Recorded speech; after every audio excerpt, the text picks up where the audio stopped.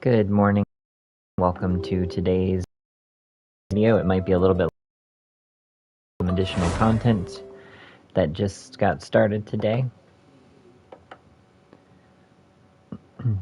Happy Thanksgiving to everyone. I hope that you enjoyed today with your friends and or family. Without further ado, let's go ahead and get underway.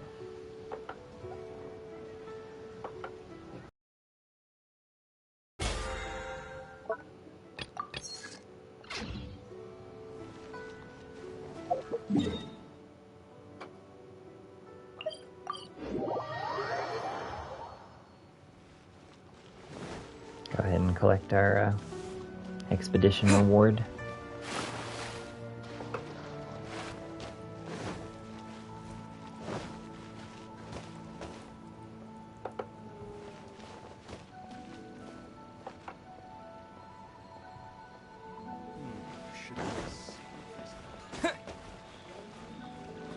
Ad Astra Ab.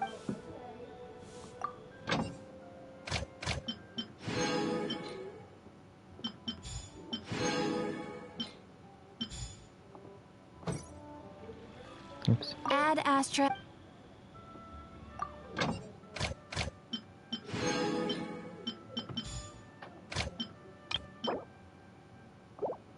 And those two aren't done yet, so that's okay.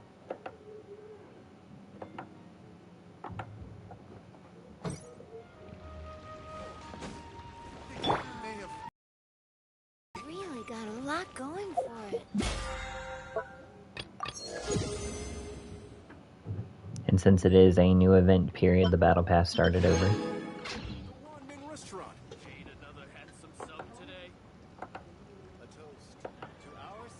Cheap and tasty chop suey. Liyue people must have iron stomachs. Wow. Leo's really got a lot going for it.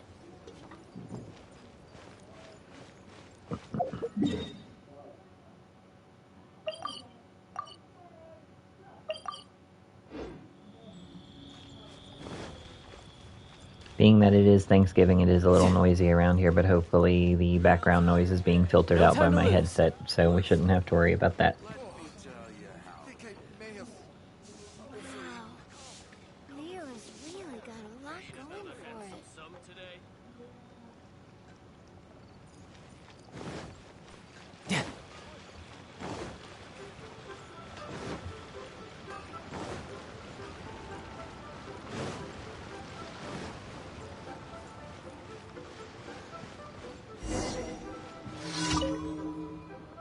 True love may be impossibly far away, or it may be right under your nose. You cannot force it, but when its day comes, it will reveal itself to you right before your very eyes. Why, it's my fortune. This is what Qingming the fortune teller advised me regarding my love life. It may be impossibly far away, or it may be right under my nose. I dare say she must be hinting at something, but whatever could it be?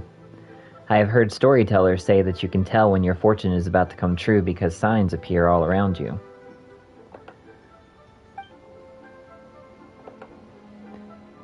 And I have a strong sense that true love is on its way.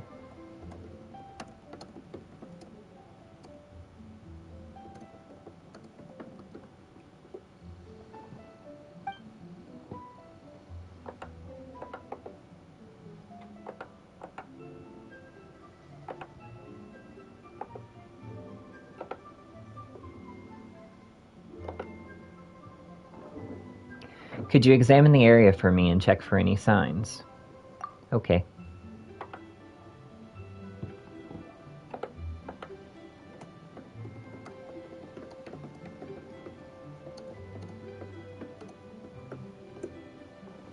Yay, thanks.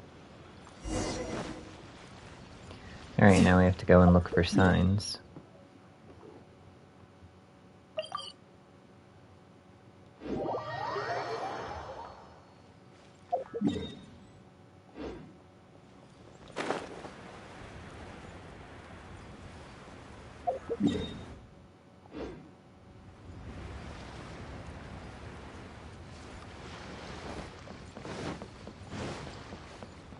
No time to lose.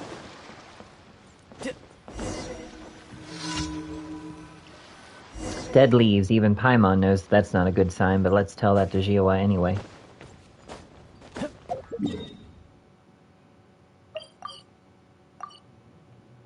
Wonder how many times it takes of doing this daily commission before the signs change. No time to lose. Because that's the same sign from yesterday. And now we have some puppies playing. That's a different sign from the one from yesterday. There is an achievement for finding 5 signs during this quest, so I imagine that the quest won't actually be complete until we find 5 different ones.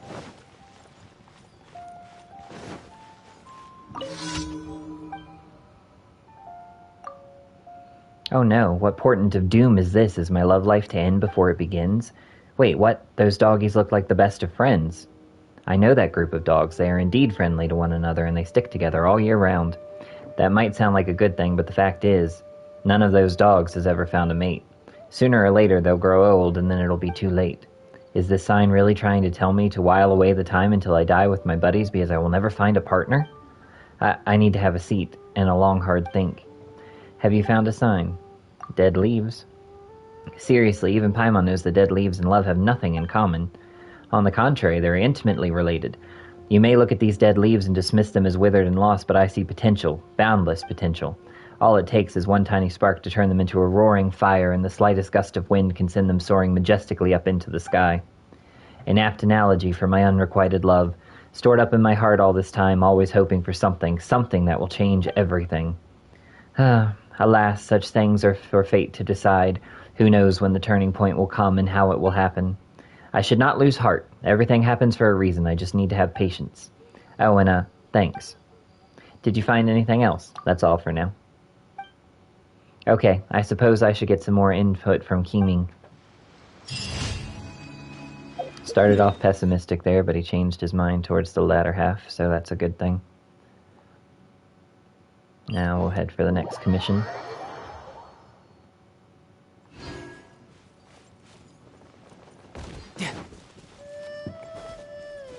No time to lose. No time to lose.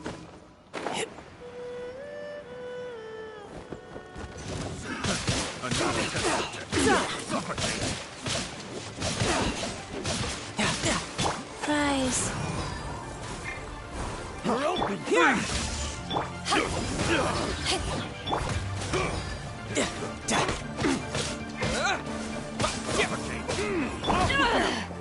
To ashes. Freeze.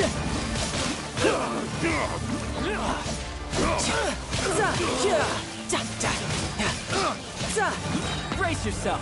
This is gonna hurt.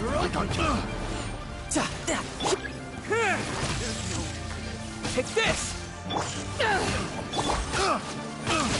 I didn't...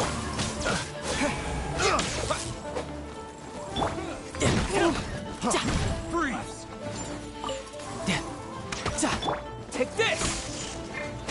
You're open. Yeah.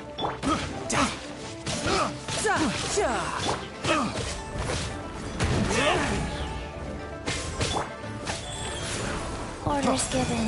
Orders received. Here.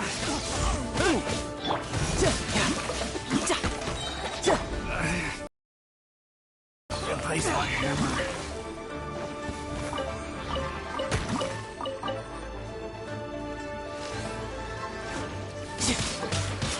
Tidal wave. Here.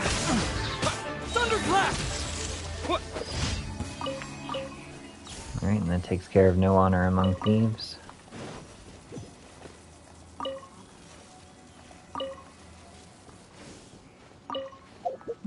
Off to the next commission.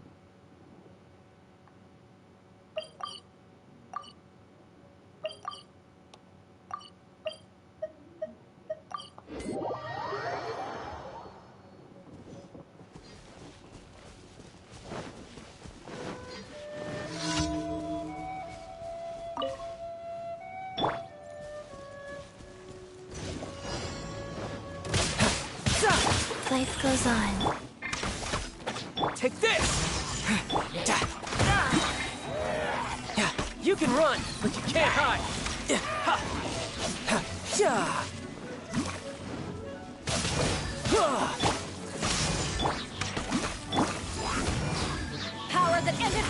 on! Riptide! Take this!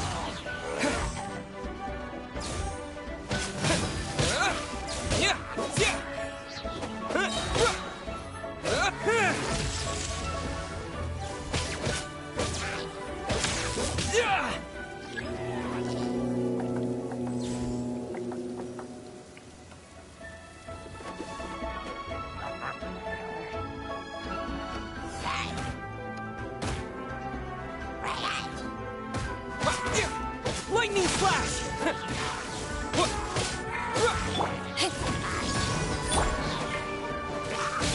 Wheel of life.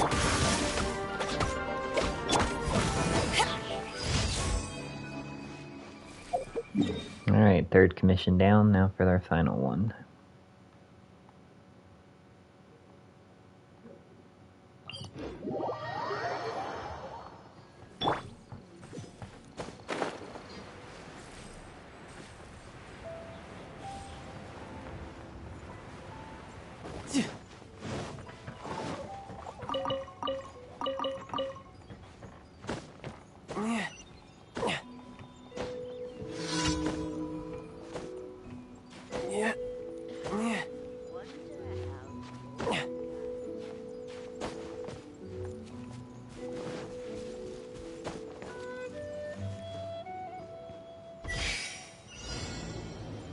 No time to lose.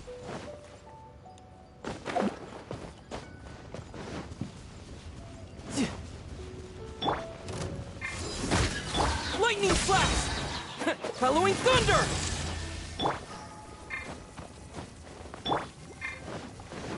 You can run, but you can't hide.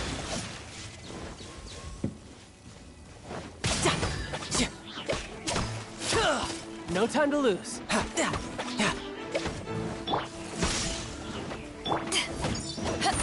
Eyes on me!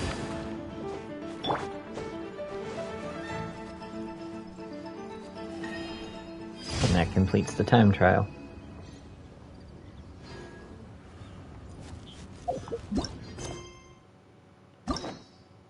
And with that, we earned another story key, and we'll be able to take on another story quest. And there are 2 new Hangout events due to the additional content that's been added.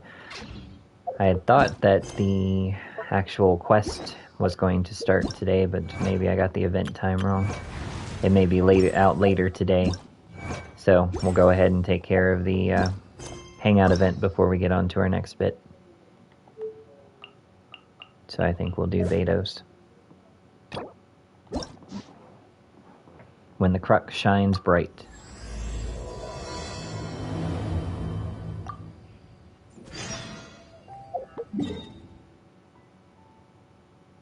We will stop by Liyue Harbor and grab our daily commission rewards, and then we will head out to her ship, the Alcor.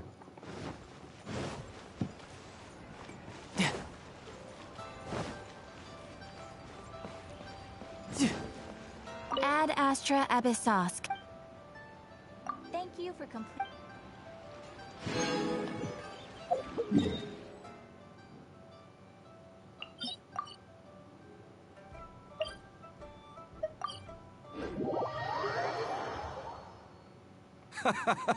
Well, would you look who's here? Looks like it's going to be a day to remember. Guys, look who the sea washed up! Ahoy there, traveler! So Captain really did invite you to join the homecoming celebration. Hey, I heard that you took care of another crisis while you were in Inazuma. Are the rumors true? That's what I heard, too. Thanks to you, Inazuma's Vision Hunt decree was finally put to an end. Well done, traveler. Captain's got quite the eye for people. She said she was sure that your trip to Inazuma would stir up some waves. And sure enough... Look at you, being so modest. We all know what you did to protect Liyue Harbor. I've heard that they tell stories about you in Mondstadt, too. The honorary knight. Pretty impressive. I'd say someone of your caliber would be right at home in the cracks. Right, sailors? That's right. Wow, I'm getting excited just thinking of being the Traveler's crewmate. Hey, what do you say we arm wrestle? I was worried you'd be too busy to show up. Oh, Captain on deck! Captain, we were just trying to talk the Traveler into joining the crew. Yeah, come on, Captain Beto. Surely you've got a way to get the Traveler on board. Oh, he's on board right now for the celebration, isn't he? Yeah, but just one celebration together is not enough. You know what we mean, Captain. All right, I get it now. There is something special about you, Traveler. You earned everyone's respect, myself included. So it goes without saying that the Crux would be honored to have a crew member such as yourself. No doubt about that. But then again, a hero like yourself doesn't just set off on a journey without some bigger purpose in mind. So should a hero really drop what they're doing just to spend day after day drifting at sea with us? Well, if that were the case, then the Crux, known for always moving forward to the next horizon, would instead be holding someone back. Right. I guess we didn't think that part through. Remember, rather than seeking out strong members to join us, you should be focusing on making yourselves the strongest that you can be. If we are powerful, they will come to us. Isn't that why everyone here chose to come aboard in the first place? Yes? A strong sailor is always looking for a sturdy ship. I guess I almost forgot the first lesson you ever taught me. Thanks for the reminder, Captain. Just be sure you all keep that in mind. Now, there's no more need to hound the Traveler, as you were. The Traveler and I have something to discuss. I'm glad you came. Welcome back aboard. Thanks. I'll take that. Some rumors have it that the leader of the Crux is so powerful that she could slay the mighty Leviathan Haishan without breaking a sweat. I can't go getting too caught up in my own reputation, though. That's certainly not how the Crux made it to where we are today. As the head of the fleet, my task is to keep us on the right course, no matter how turbulent the seas may become. But then again, the crew isn't usually this riled up. It's not that they're arrogant, they're just bubbling with ambition, that's all. Their excitement today comes from their great respect for you, both your strength and your character. So please, don't take it the wrong way. All good then. Great. Actually, speaking of Inazuma, I think your good luck must have rubbed off on me on the way over. I made an interesting find on the beach shortly after we parted ways. Let's talk about it over there, where it's a little quieter. Wonder what she found during the trip.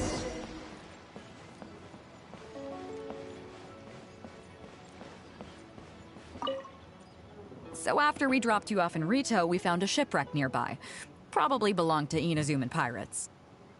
We searched the wreckage and found a map. At first, I thought it was a nautical chart. I was thinking we might discover a new sailing route if we were lucky. But after a closer look, I realized it wasn't a map of the sea at all. It was a Liyue treasure map, and no ordinary one at that.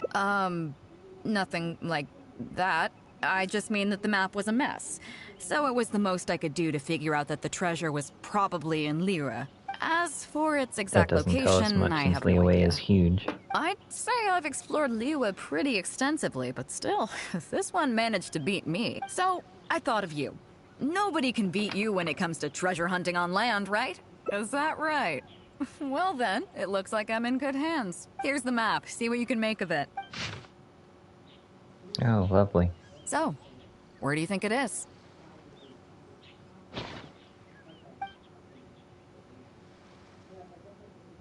We'll try the Gili Plains first. Whaley Plains.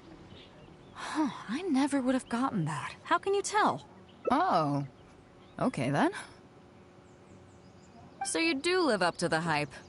I can't believe you noticed that. You sure have an eye for detail. Let's head over there and take a look. Only if I'm right. I'll need you to help me zero in on the specific location once we're there.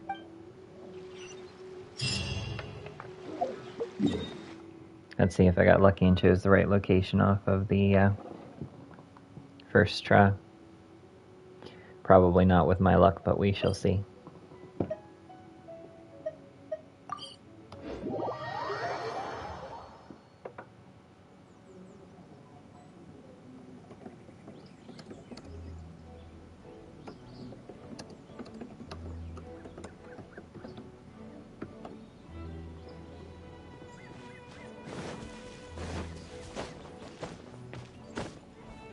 Yeah.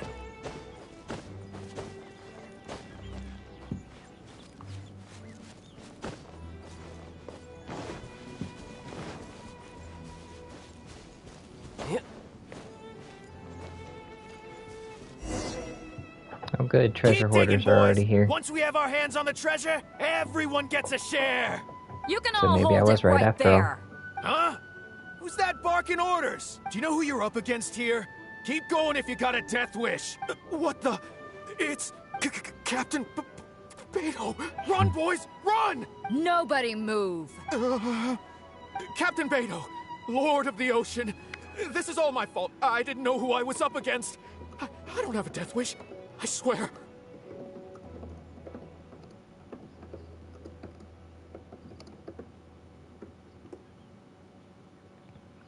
I got a big mouth is all. It's always saying things it shouldn't. I swear I'll wash it out with soap the moment I get back. Please, have mercy. Will you spare us? Well, spare them, at least. These guys are just trying to put food in their mouths. They'd never hurt a soul. If you need to take anyone, take me. It was me that disrespected you. They never did and never would. Is that right? Fine. Seems like you've got a heart in there somewhere, seeing how you treat your crew. I'll let you off the hook this time. Isn't she benevolent today? Get out of here! Thank you, Captain Beidou. Thank you. Wait. Yes? What else might the merciful and mighty Beidou require? This treasure's still up for grabs. The Crux fleet honors the rule of first come, first served. You found it first, so name your price. I can't have any rumors going around about Captain Beidou stealing other people's treasure, can I? Captain Beidou, we wouldn't dare take more from you. Take the treasure as an apology for my foolish words. Please, take it. Please. Oh? Well, if you insist. I accept your kind offer, and I'll make you one in return. You don't seem like terrible folks, so let me help you get onto the right track. If you want to mend your ways and put all this behind you, the Crux can probably arrange some odd jobs in the port for you. It'd be humble work, but at least it'd get you on your feet and making an honest living. Wow, thank you, Captain Beidou. On behalf of me and all my boys. Right. Let's see what we've got in here. This isn't what we're looking for. Let's look around. Maybe we'll... Those rocks look kind of weird. Let's see if there's anything there. Nothing. Let's keep looking. No time to lose.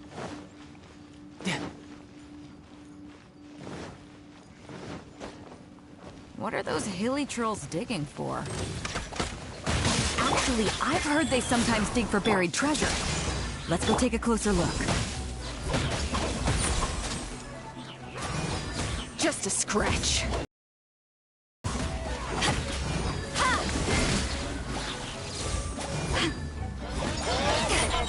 To ashes!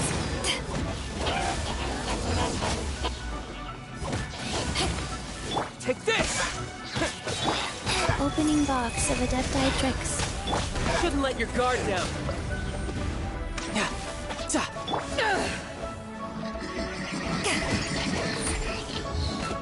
Lightning slash! Thunderclap!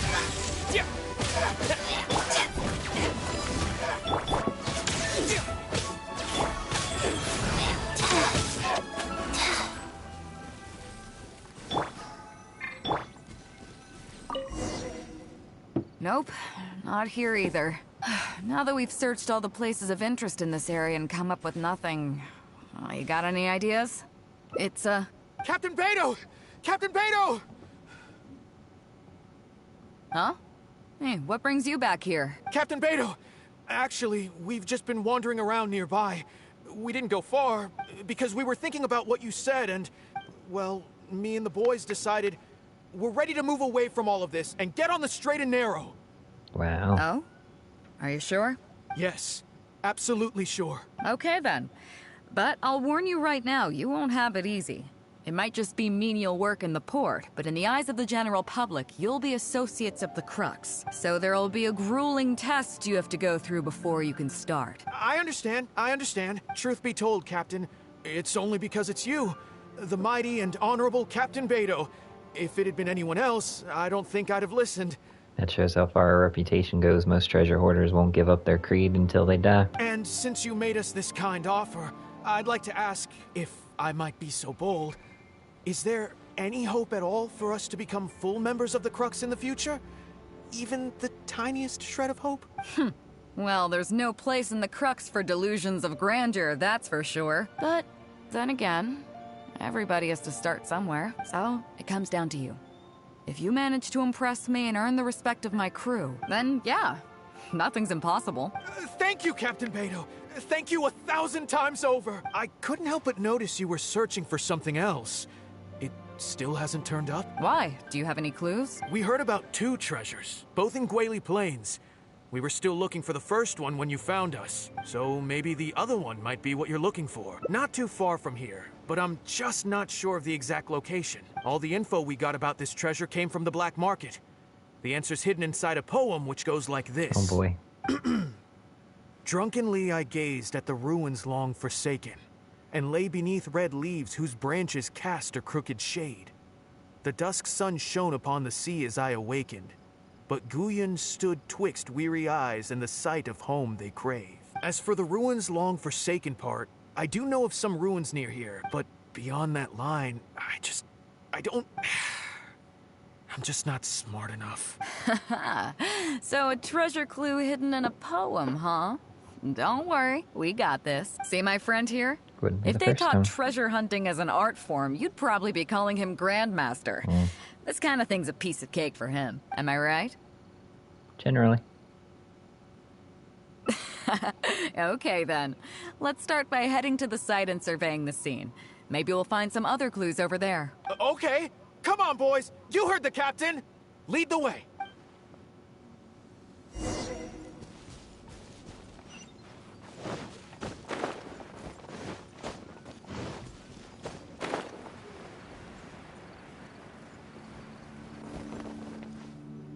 These are the long forsaken ruins from the poem.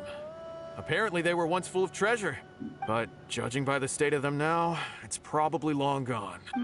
It seems Not that we need to necessarily. dig deeper into this poem. Drunkenly, I gazed at the ruins long forsaken, and lay beneath red leaves whose branches cast a crooked shade. The dusk sun shone upon the sea as I awakened, but Guyon stood twixt weary eyes and the sight of home they crave.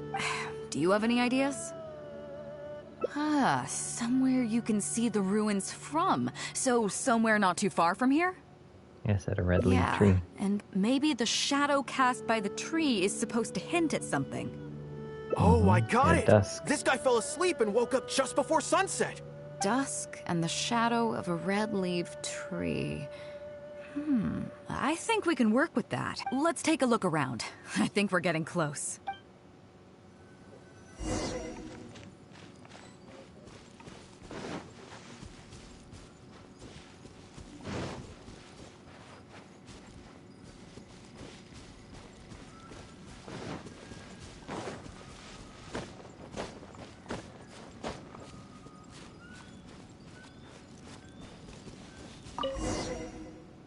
Found it! At long last, the treasure is finally in our hands. A check from the Northland Bank. You really came through. Your help, I don't think I ever would have gotten my hands on it. To us, this is just a check that you can exchange at Northland Bank for some mora. But to some people, it's of huge importance. When I found the treasure map, it was tightly sealed inside a small bottle along with a letter. I'll let you read it for yourself. If you find this bottle, I may no longer be in this world. I originally thought that these pirates, Finished? having their ways and means, might be able to send me back to Liyue, which was why I got on board their ship. I never expected that. Forget it. I suppose this is what they call destiny. Before I came to Inazuma, I worried that my old mother's place would be burgled as she lives alone, so I left a check for all the mora I've saved over these past few years, buried in the location marked out on this map. Please help me retrieve that check and exchange it at the Northland Bank. The mora will then be yours to do with as you please, save for a small portion that I would like used to pay my mother's living expenses. Her name is Minamoto Kotomi, and she lives in the Guili Plains. Please do this for me, and thank you. I'm sorry, Mother, I found loads of those sakura blooms that could be found all over your homeland, but it's a shame that I cannot send them to your side. Yeah, I can't fault him for what he did, but the way things turned out... All I can say is, life is unpredictable. Well, let's fulfill his final wish by taking this check to where it belongs.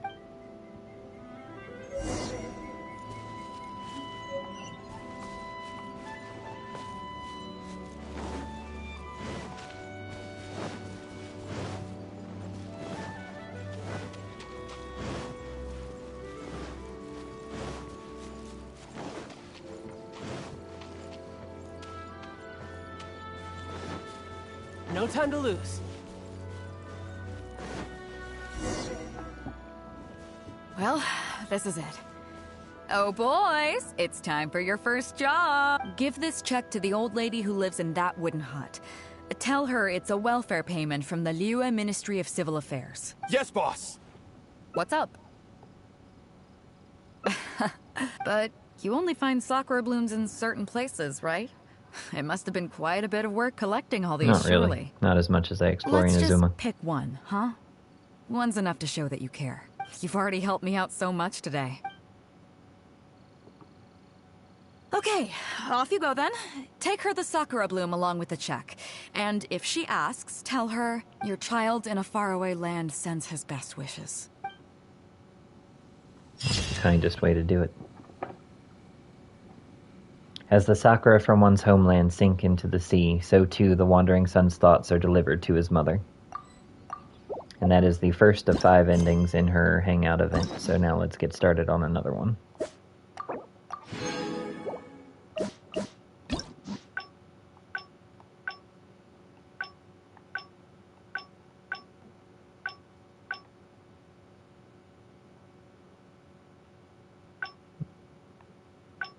Alright, so we'll go back to private chat and take a different dialogue line. So, back to the ship we go.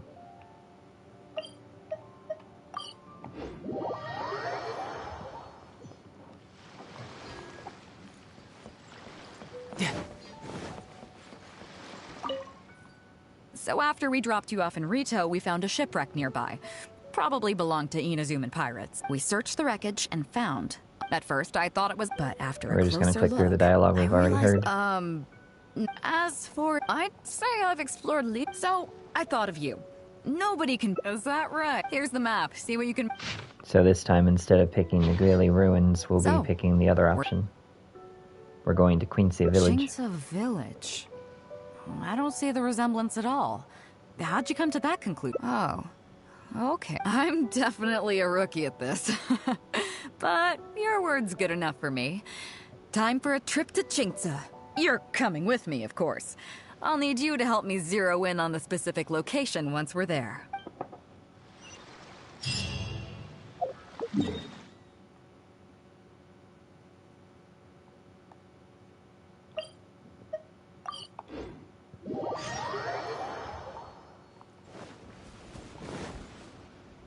Ah, Beto! Wow, and the traveler! My goodness, what's the occasion? Just here to visit us old folks once again? It hasn't been all that long since we last had a visit from the Crux. But I'm glad you picked today. You're just the people I need. These 2 young rascals... They've been arguing with each other non-stop about some petty nonsense or other. I'm too old to get through to them. They won't listen to me. Please, talk some sense into them. Rest assured, Granny Zhuoshin. Whatever the situation is, the Traveler and I will take care of it. Oh, thank goodness. It's always the Traveler Captain and Beto. You couldn't have come at a better time. You're the voice of reason I need in this situation. Captain, please. Help me get justice. Whoa, hey. What exactly is going on here? Spit it out. Tell me everything. It makes me mad just talking about it. G here, I don't know if he's got a screw loose or what his problem is. But anyway, he took it upon himself to raise, well, practically a whole army of finches, okay? And now guess what? They fly onto my land and completely destroy at least half of my crops. I asked him to pay compensation, but he refused. Now, how is that fair? It's not. Captain, I'm innocent. They're not even my finches. I just thought they looked kind of cute, you know, so I fed them a couple of times. They're wild birds, though. It doesn't mean a thing. You brought them into the community. They're your responsibility. A couple times? Are you kidding me? That's rich. Really rich. There were 2 of them when you first started. 2 finches. Now you have a whole roof full of finch nests. I swear, every time I come by your place, I think I'm at a bird market. I'm telling you, you are not gonna get away with this anymore. So, yeah. I mean, they laid a few eggs, made a few nests, but finches gonna finch, you know. That's no defense. These are wild birds. I mean, they'll do whatever they please. So that's how it is. I think I got the picture. What's your take? I think G is responsible. Yeah, you have a point. G, let's say I'm interested in buying these finches off you. What would you say to that? Are you serious, Captain? Oh, that would be great. Honestly, with all this trouble they've been causing me lately, they've become a bit of a burden. So if you're happy to take them off my hands, that would be perfect. All right, deal. My only condition is, you have to use some of the money to compensate Wenjing for her fair losses. enough. Oh, come on. But I never raised them, did I? Well, you tell me. You took my deal, that means you admitted to being the owner, doesn't it? Otherwise, what gives you the right to sell them to me? Captain Beidou's right. If you didn't raise them, what makes you Walked think right you into can that go trap. taking her money for them, huh? Well... Don't worry. My offer includes plenty left over for you after deducting the compensation. This way, you get something back for looking after them. Okay, then. Okay. I'll pay the compensation. Of course, because technically it's not you paying it, it's Captain Beto. Who are very grateful indeed to Beidou. I dare say no one else will be quite so accommodating toward the people of our village. Granny Zhuoshin, as you know, many of the boys from your fine village do sterling work for the Crux. The fleet wouldn't be what it is today without them. So please think nothing of it. Gee, Wenjing, I guess you're free to go. Captain Beidou, you're here. Pops Shing, it's been a long time. Have you been? Don't get me started. I've been having some real trouble with that neighbor good. of Here we go mine, again. Jen. We keep having the same argument, and it just goes nowhere. I heard you were in the village, so I rushed over to seek your help. What's the issue? Oh, come with me. You'll see. Let's go find Jen and clear this whole thing up, face to face. I guess this storyline's going to be nothing but us being mediator for the village.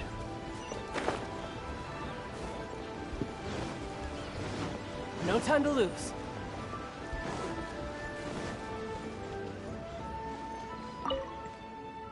Captain Beidou, you're here. I heard that you and Pops Shing had a little misunderstanding.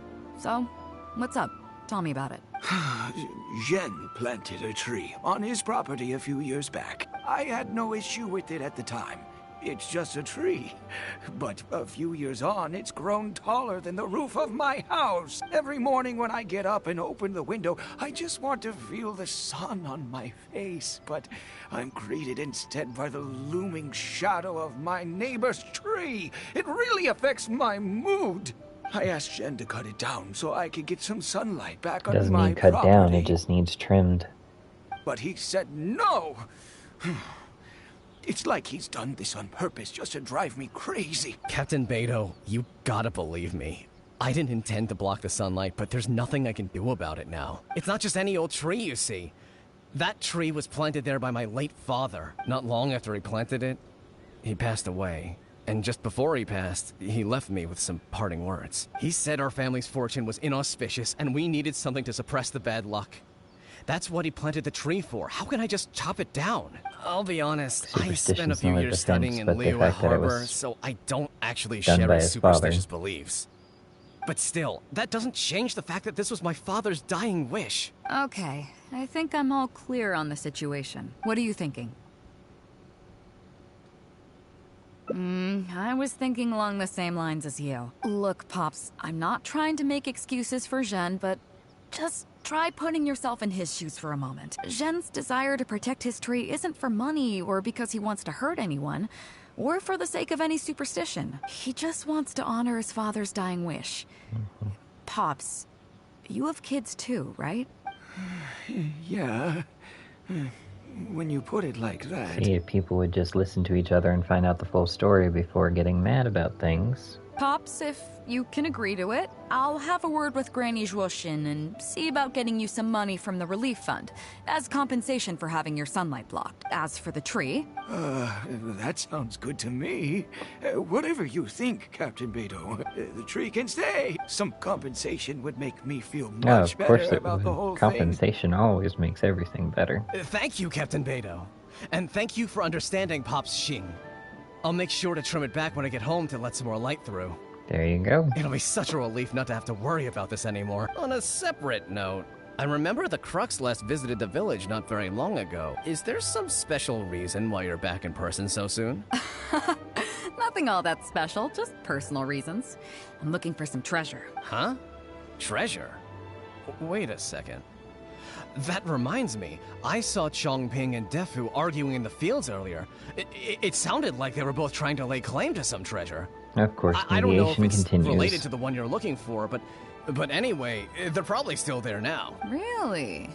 Okay, well, you and Pops Xing can go about your business now. I'll go see what the situation is.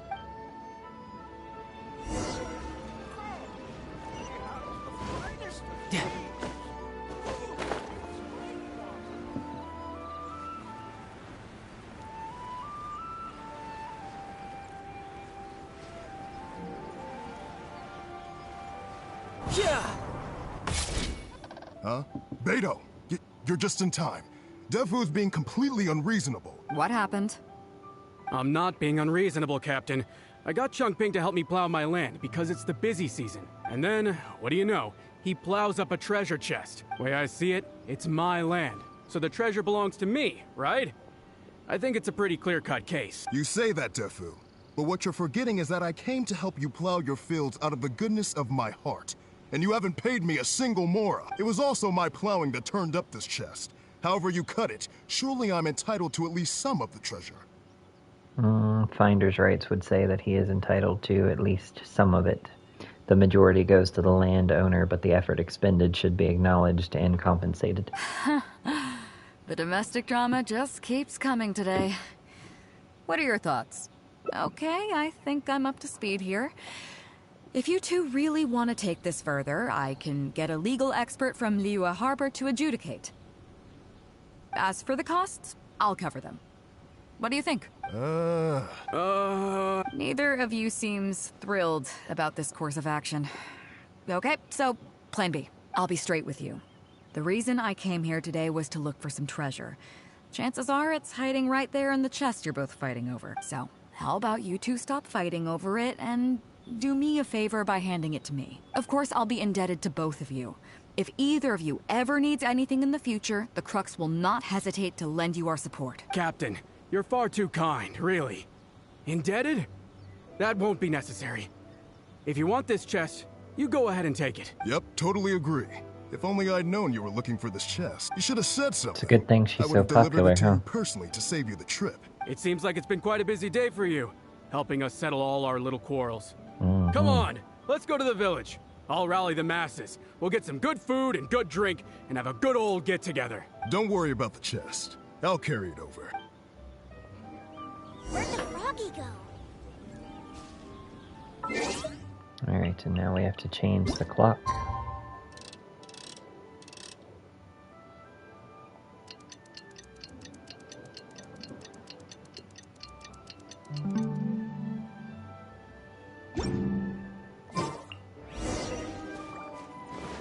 And attend the village banquet. No time to lose.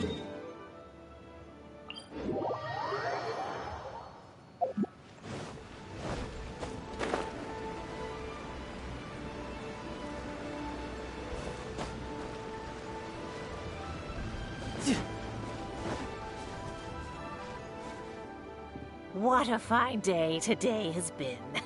Beto has solved an awful lot of problems in our village. She sure has. Without Captain Beidou, that compensation payment would have bankrupted me. Yeah, and if it weren't for Captain Beidou, I'd still be arguing with Pops Xing.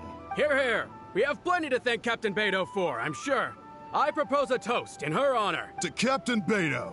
Cheers! I couldn't ask for more than the chance to get everyone together and drink to our heart's content. Cheers!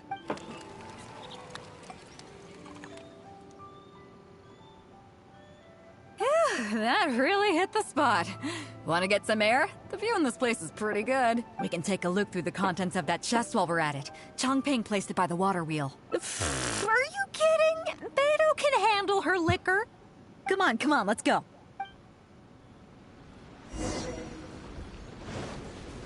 No time to lose. Captain.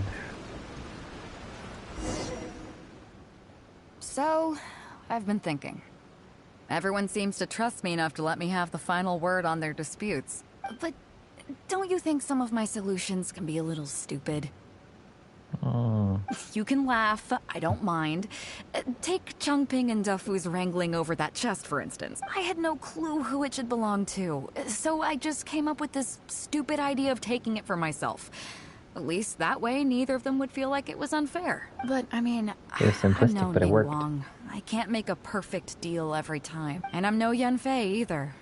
Not all my judgment calls are going to be 100% fair and square. I am Beto, and my strength is in trading favors. You think I should be more selective? Some people think their favors are so valuable that they need to plan out how and when to use them to maximize the return on their investment. They view the favor as a bargaining chip. Others see doing favors as a burden.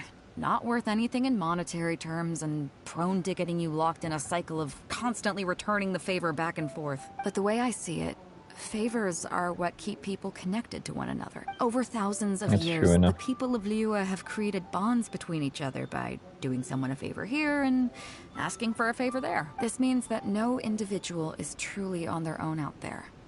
When someone falls down, there's an invisible net made of human connections, waiting to catch them and get them back on their feet. Over the years, I've come to owe favors to a great many people, and many other people have come to owe me one. These are the countless bonds between us, like so many fish in the sea.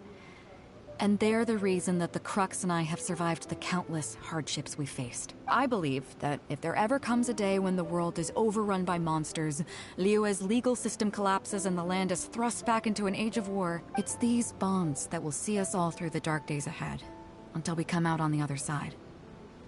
I'm not saying that. But either way, we have a pretty firm bond between us already, don't you think? Was this wind brewed in a winery? It's making me lightheaded. I feel like I'm forgetting something. Something we were literally just talking about. Oh, yeah, the chest! Oh, I got so immersed in our conversation that I forgot all about the main event. Come on, let's open it up and see what's inside. Is it the main event, though? Or was that whole bond conversation the main event?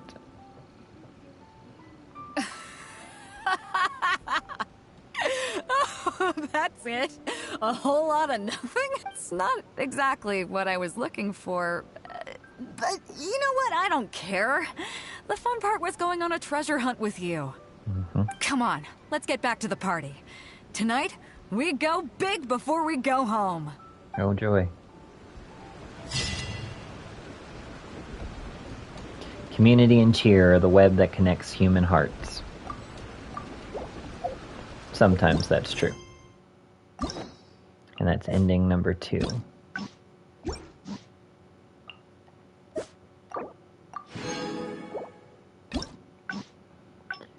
Alright, so were there any more branches to this conversational path? Nope. So now we gotta take the quest back to the beginning and choose the other dialogue choice to branch off to the third. But first, let's see if I can level up the Traveler some more now that I got some of the level up materials. Nope, not enough to level him up just yet. He's almost to max level. Alright, back to the Alcor.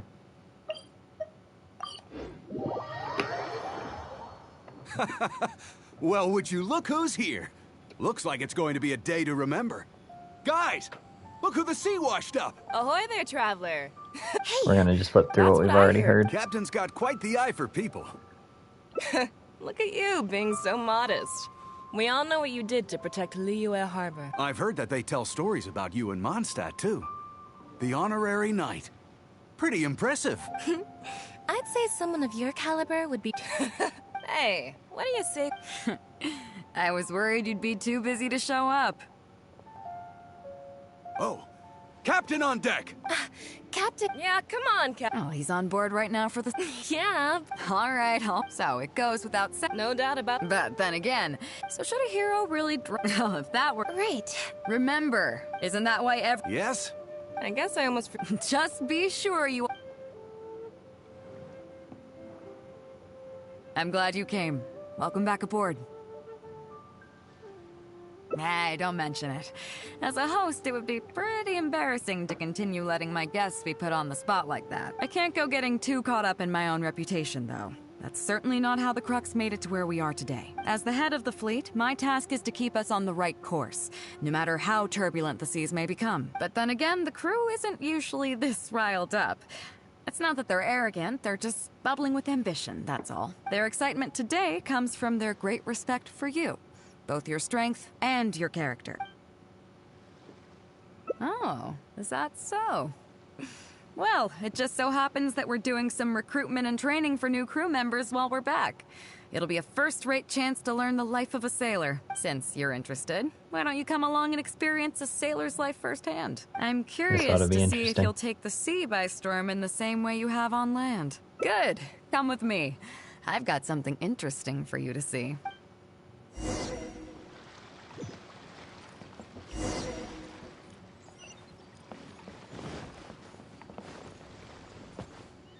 Chief Mate Juza's breaking in the newcomers, but I think we can spare you the tedium of that. After this, the new crew members will be arranged into 2 teams for more specialized training, according to their own aptitudes and the needs of the fleet. One team will learn comprehensive survival skills, including maritime emergency rescue, marine meteorology, psychological counseling, and so on. They will serve as the support team for the fleet, ensuring safe navigation. That's why we call them the Shield of the Crux. That's right. You catch on quick. As one might expect, we call the other team the Spear of the Crux, because they'll be learning about naval warfare. They'll make up the armed portion of our crew. Also, they're responsible for handling the fleet's cargo deals. So, what do you think? Which team is for you? I think we'll start with the Shield of the Crux. As I expected. You have a will to protect others. There are 2 main subjects that the Shield of the Crux focuses on: survival knowledge and entertainment. As I was saying earlier, survival knowledge includes prevention of injuries and diseases at sea, navigation and cartography, basic meteorology, etc. You can go learn about these skills from Yinxing, Huixing, and Liushi. They're all seasoned hands in their respective fields. Each sailor has their own strengths and weaknesses.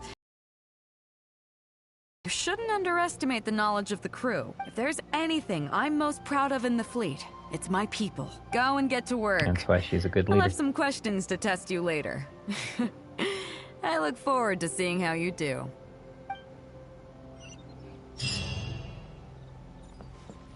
No time to lose.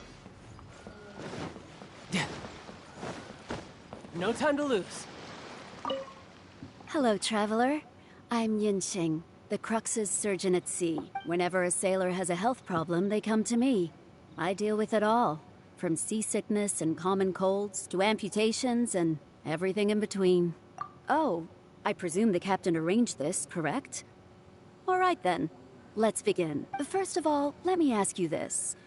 What do you think is the biggest danger that all new crew members face? That can certainly be a problem at sea, but it's not the biggest danger.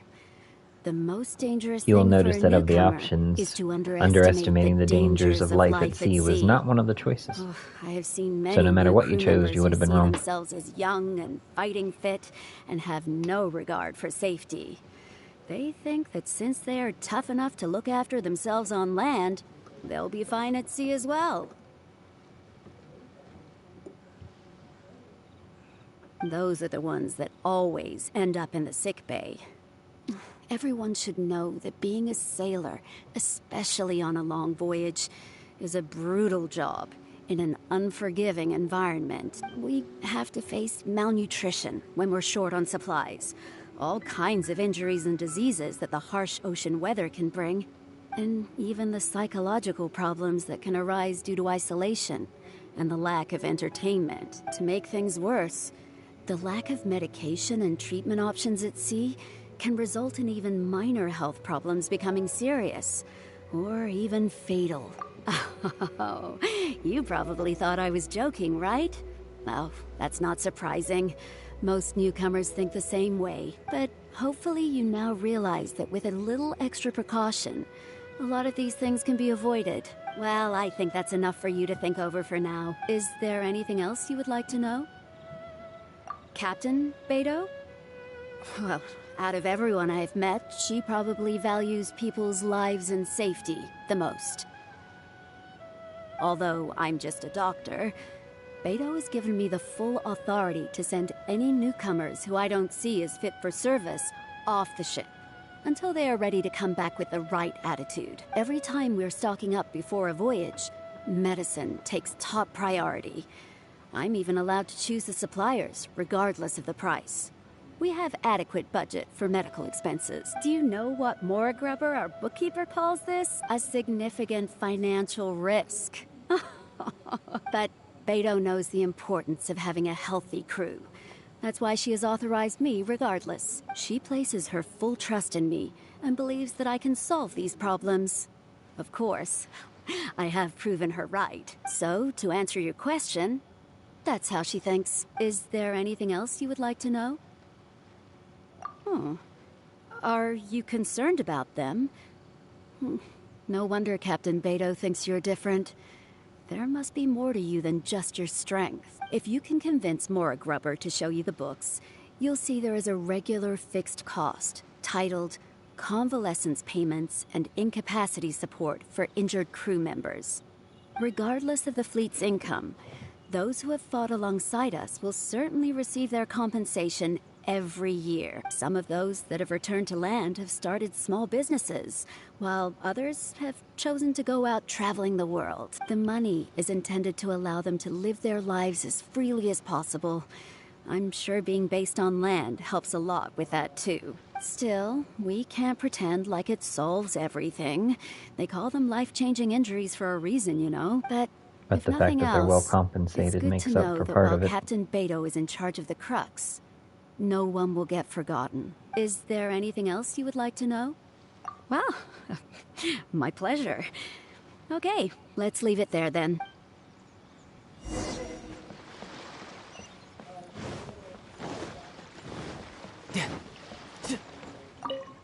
Sorry about earlier, Traveler. We were so caught up on getting you to join the fleet that we didn't notice we were going a little overboard. Good thing the captain stepped in. Oh! Well, in that case, you have come to the right person. I'm not just blowing smoke. You're looking at the most talented navigator in Liyue Harbor. I'll start by introducing some chart reading essentials for new sailors. Feel free to interrupt if you have any questions. Let's start with what to look for when you get a set of complicated charts. First, you should always look at any indicated shorelines, islands or reefs, water depths, hydrological conditions, and other hazards. With these features in mind, you can answer the basic question of, can I chart a safe course through this area? Visually, nautical charts are a little unique. Unlike land maps, most charts do not have a fixed scale, which means that it can be hard to precisely determine the exact distance between 2 points. The most advanced nautical charts come with a supplementary chart, which has different colored lines marked on it to indicate distances. It's worth mentioning that under my direction, the Crux is using these advanced kinds of charts. Some cartographers mark out on their charts, usually with their own special symbols. If they don't leave any accompanying notes, they can be very difficult to interpret. Not only those, we have tattered and torn charts that we've picked up from all over the place.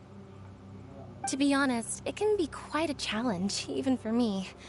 Some of these charts are really old and have symbols that I've never seen before. But if we don't decipher them, we will certainly miss many secrets of the sea. Fortunately, we have the captain with us.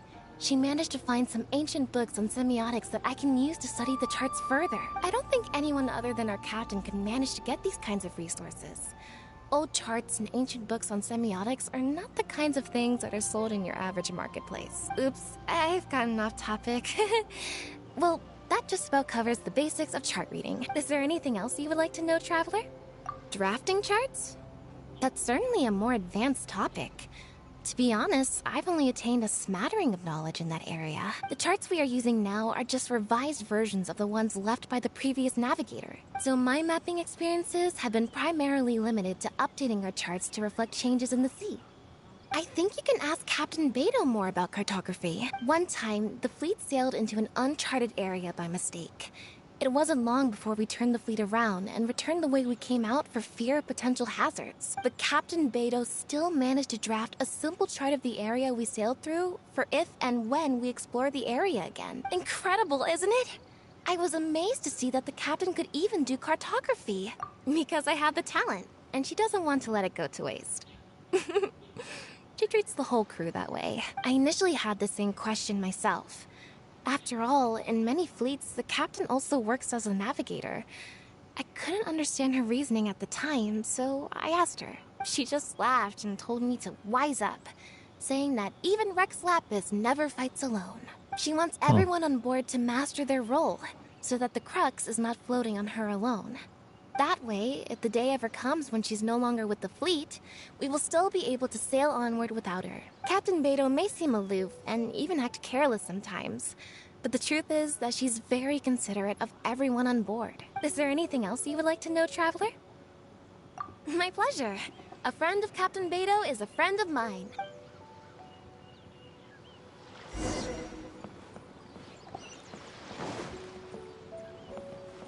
Oh, and we have to make it all the way up to the crow's nest for the next one.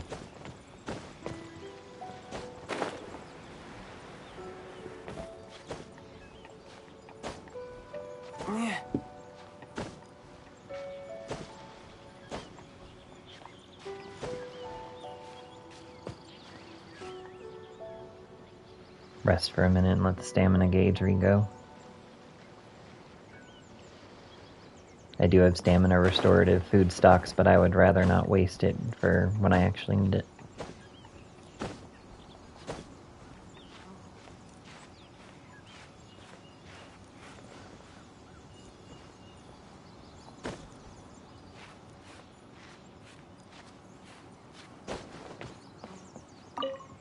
Hello, Traveler.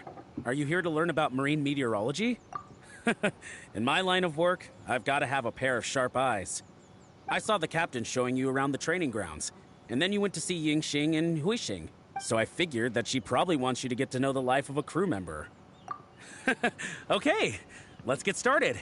First, I'll introduce you to the basics of meteorology. Marine meteorology basically means keeping tabs on the weather as well as other ocean phenomena, so things like sea fog, storm surges, water spouts, and so on. These are all potential threats to safe navigation. Luckily, whatever weather might be coming up, there's always some kind of sign that gives it away in advance. Take water spouts, for example.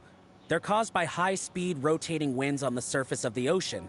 They can engulf large ships and do immense damage. But if you know that water spouts can only form in an environment with high temperature, high humidity, and large clouds, then you can be well prepared. You will be even more alert if you also know that the presence of winds blowing in opposite directions, with a significant difference in speed, is a direct precursor to the formation of waterspouts. And most importantly, if you spot a small white vortex emerging from the clouds, you should immediately notify the crew to steer clear of what's ahead. So there you go. Those are the warning signs of waterspouts. I am proud to say that over the years, I haven't let a single one sneak up on my watch. Well, I'm good at reading the sea, but I'm not as good as the captain when it comes to reading people. Do you know the small fishing village next to Wangshuin? I heard that when Captain was a kid, she worked there fishing with the adults. Later, she made her way to the harbor where she struggled to make a living. Managing to survive in an environment like that as a kid is solid proof of the captain's capabilities. If it wasn't for her, capable. I never would have dreamed of taking this job. She gave me confidence and told me I could do it. You may not have heard, but I'm best known outside the Crux fleet for a slightly infamous story involving me, third-round knockout, and a few too many.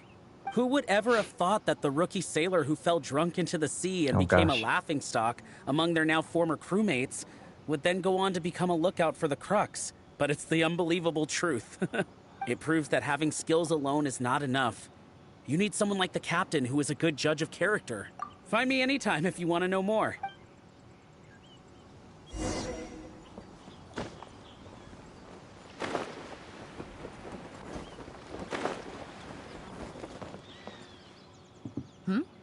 So you've already finished talking to the crew, huh? I thought it would take you a while longer. So, what did you think? Well, you sound confident, but don't underestimate the shield of the Crux. Gotta admit, though, I like your attitude, kid. Okay, let's get started. First of Let's all, hope I life on the memorized sea all this. isn't always plain sailing.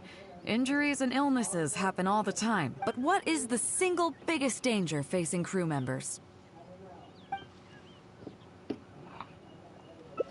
Is that your final Underestimating answer? danger. All right, on to the second question. As you've just learned, the fleet plots its route using nautical charts. The charts used by the Crux have additional charts attached. The supplementary chart has lots of lines in various colors for added reference. What is the purpose of these lines?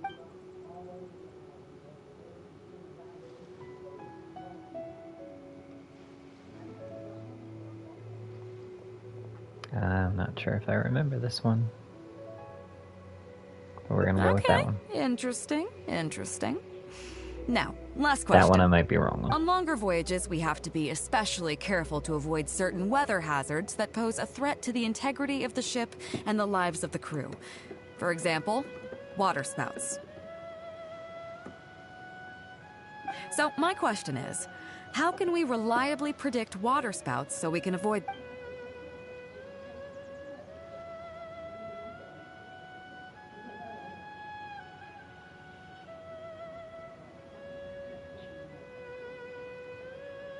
Okay, those are all my questions.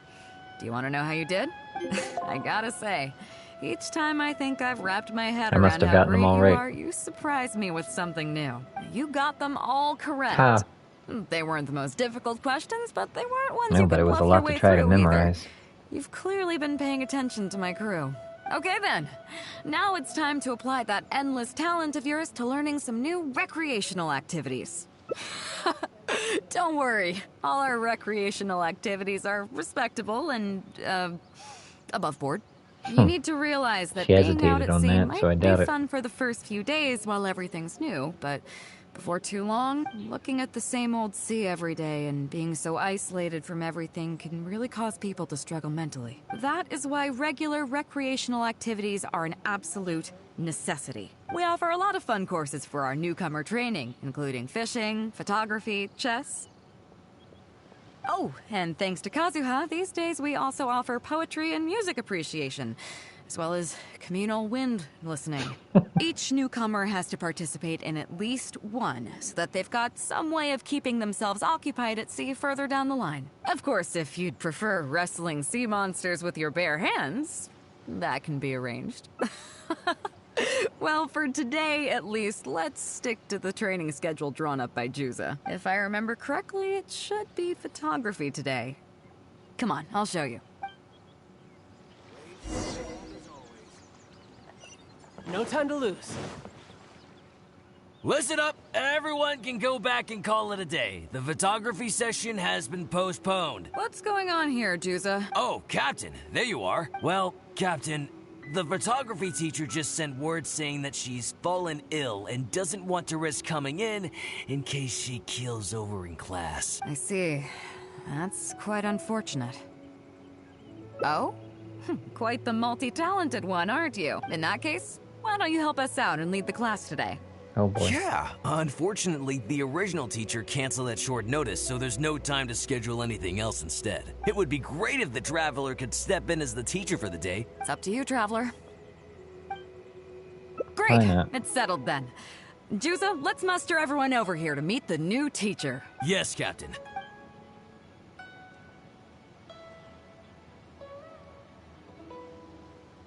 Okay, that's 1, 2, 3, 4. That should be everyone. Take it away, Traveler. Oh yeah? What's that? Fair enough. It seems like you already have someone in mind. So, who will it be? Me? well, we could do that. Or, Guyonstone Forest looks extraordinary today. It'd be a pity to not capture the scenery for posterity. So how about we snap Guyonstone Forest for today's class? Then there'd be no need for a model. Come on, Captain. We talked about this. The photography class is supposed to be portrait photography. Have you forgotten? Scenery looks nice at first, but it gets boring after a while. I bet it'd keep the crew more entertained if we got them learning portrait photography so they could record moments in each other's daily lives. Those were your exact words, Captain. Were they now? Trapped yourself in a box, Captain. Strange. I don't seem to remember anything about that. Well, then in that case, how about Huixing? I bet she's perfect for the camera. Or Fuzhong. Or Mora Grubber. Even little Yue. Seriously, Captain? Little Yue? You're just trying to wriggle your way out of this. This isn't like you. You are the captain after all. Of all of us, you're the best suited to being a model. I agree. You were the one who invited the Traveler to be the teacher, so you should cooperate, Captain. Besides, Captain, you've never had your photo taken. It's high time you got one. You know, a heroic and striking kind of picture. We can even use it to promote the fleet during recruitment. Exactly. Real funny, guys. Well, if you say so. I'm not one to spoil the fun. So, what do I do now, Traveler? Like this? You're kidding, right? I've never had my photo taken before, but something this simple shouldn't be a challenge for me. It must be the lighting or something. I never said that. You mean go somewhere else, then bring the final photo back as teaching material? Sounds good to me. That's a good idea, isn't it, guys? The lighting may still be a problem, but I'm open to persuasion. If you have a suitable place in mind, I can consider it. Just to be clear, I won't necessarily agree. It depends on the place you have in mind. A view overlooking Liyue Harbor, huh? Sounds nice, but on second thought, I don't have any love for a lifeless gadget like the camera. I'd prefer to be having fun together with my crew. I guess I'm used to that rowdy bunch. So I think we can just forget the whole modeling thing for now. Sorry about that. I guess I'll owe you a favor.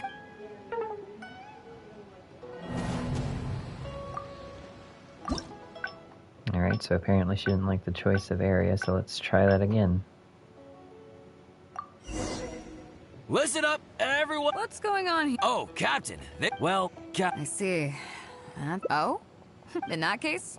Yeah, it would be great if... It's up to you, Traveler. Great! It's... Yes, Captain.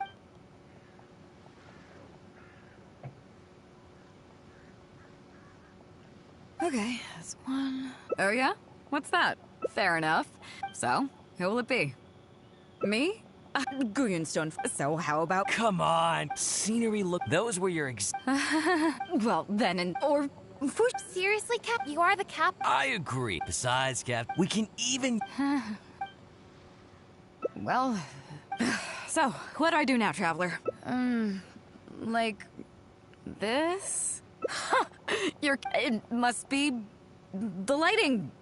I never said that. You mean... Sounds good. But I'm just... The fishing village near Wangshu Inn? That place is deserted now, isn't it? How do you even know that place anyway? It's tiny. I don't think I've ever seen it on a single map. I'm surprised that you'd remember such a trivial detail. He's right, though. I did live there for a while. And now that you've mentioned it, it's given me the urge to go back and take a look I thought about around. choosing this option originally, but I figured since it was from her past, she wouldn't want to go. But I guess it was the right choice, and I should have just gone with my instinct. Well then, let's go. We can take this opportunity to pay my old home a visit.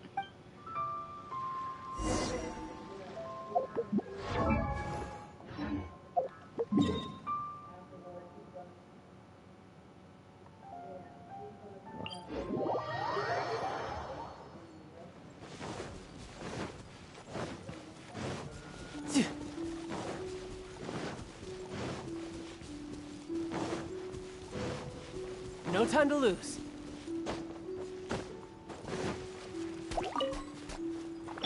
Lightning flash!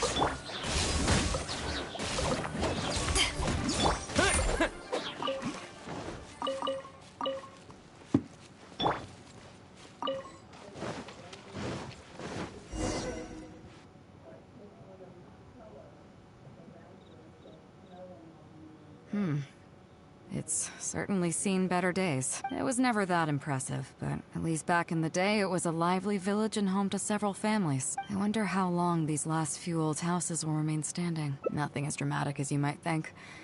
A few small incidents occurred, and then people began to leave. Come on, let's take a walk around. People used to call this place Downriver because the villagers apparently moved here from a place called Upriver. With them, they brought their knowledge of fishing, which had been passed down from generation to generation. I learned a lot from them when I was here. Now Upriver is long gone, and Downriver is all but deserted. It won't be long before no one even remembers what these places are called. Tu Zhong. Zhong. I barely remember this name. You're right. I was only about 5 or 6 years old when I first arrived here. I was homeless and had to wander around the streets. I remember finally managing to find half a rice bun, but then a stray dog jumped out and snatched it away from me. Half a rice bun was not something I was willing to give up so easily at the time, so I chased it all the way to this neighborhood. Then a few fishermen saw us running and stopped me. They were kind enough to give me some food. Seeing me stop, the dog also stopped running, but straight away it keeled over and never got up again. Maybe it was too tired or... I went over and saw that the dog still had the half rice bun in its mouth. It didn't let go even at the very end. Poor thing. Had I known the dog, I would have let it take that half rice bun. I could tell they were wary of me at first. I was the dirty little kid who had just chased a dog to death over some scraps of food. But I got lucky. The village chief took pity on me and brought me to their home. That's how I ended up staying here. Do you know what the name Beidou means? Come on, I'll explain along the way. About a year or two after I arrived, the village chief fell ill during the winter and passed away. During that same period, the harvest was getting worse, and the fishermen's catch was getting smaller day by day. Without the village chief to handle the situation, people began blaming each other. There were even rumors that some families had been overfishing and leaving nothing for the rest of the village to catch. But in the end, they all turned on me, saying that they shouldn't have ever taken me in. They said I was bad luck. They pointed to how that dog died on the first day I arrived. Next thing you know, the village chief dies, and then all the fish die out. They said I was a living curse, and the downfall of the village was all my fault. You were ridiculous. I told them that I didn't understand. I'm not a curse, I'm just Beto.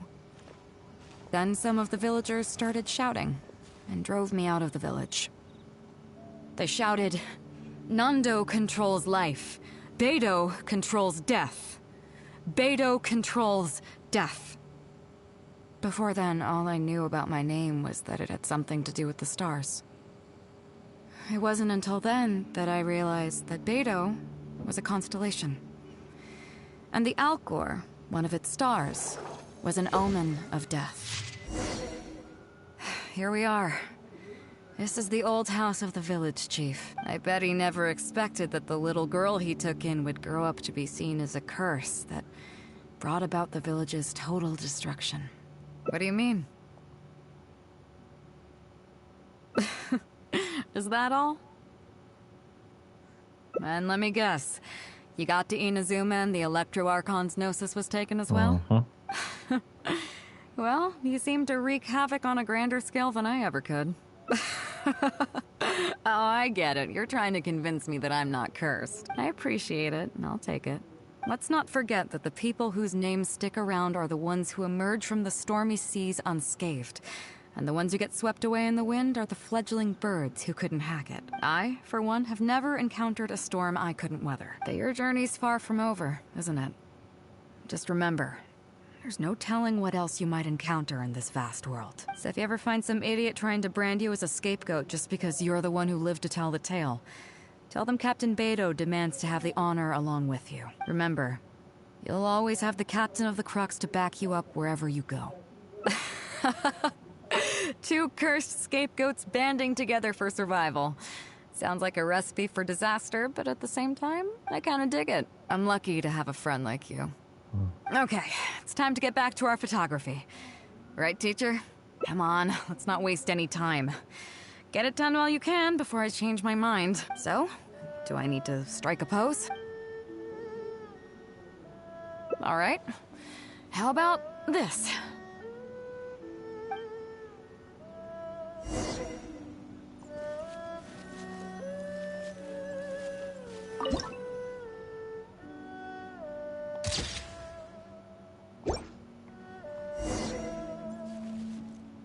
So, is it done yet? Please don't tell me that it looks weird. Show me. Yeah, sure, whatever. Now give it here.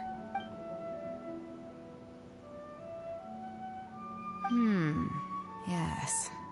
I see. All right. On behalf of the Crux, thank you very much for your photography class today. You've been an excellent teacher, and I couldn't be more satisfied. Thank you for Now, being a as good subject. captain of the Crux, I am exercising my official right to requisition this photograph for future promotion and recruitment purposes. So I'm afraid I'll be holding on to this. That's fine with you though, right?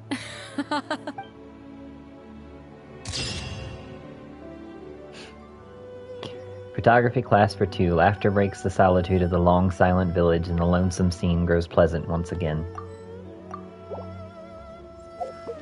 And that is the 3rd ending. Just 2 more to go.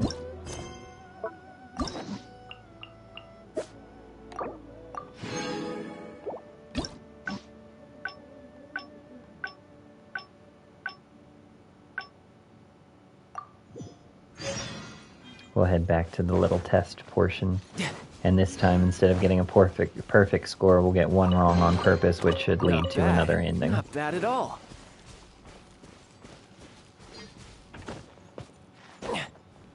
Yeah.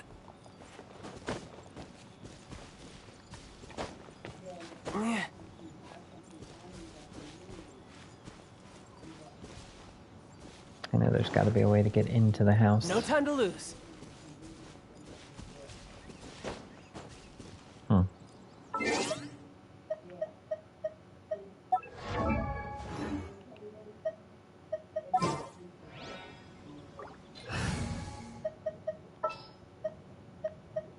Don't disappoint me.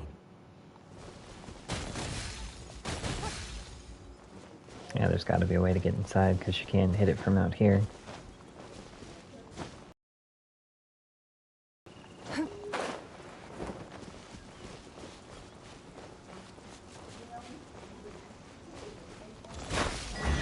Oh, we were able to hit it from out here. A keen eye.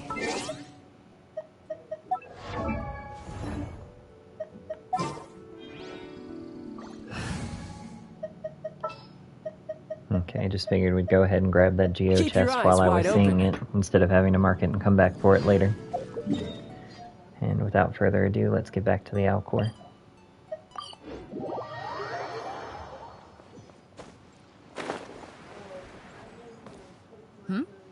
So you've already finished talking to the crew, huh? You sound... Gotta admit, though.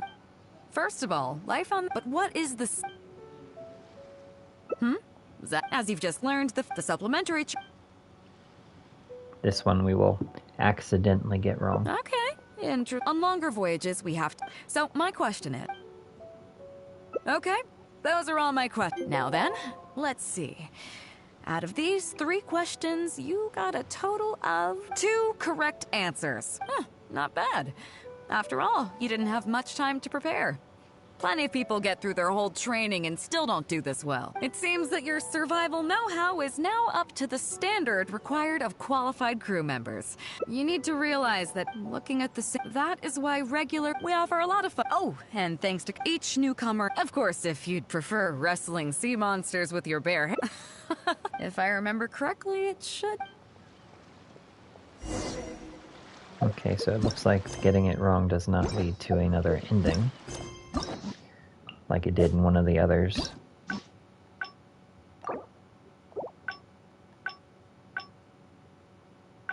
Oh, wait, it does. Maybe.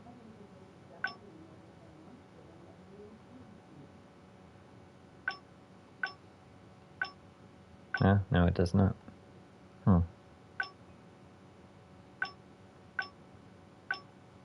There's another dialogue choice here that seems to change it. So back to the fishing village we go.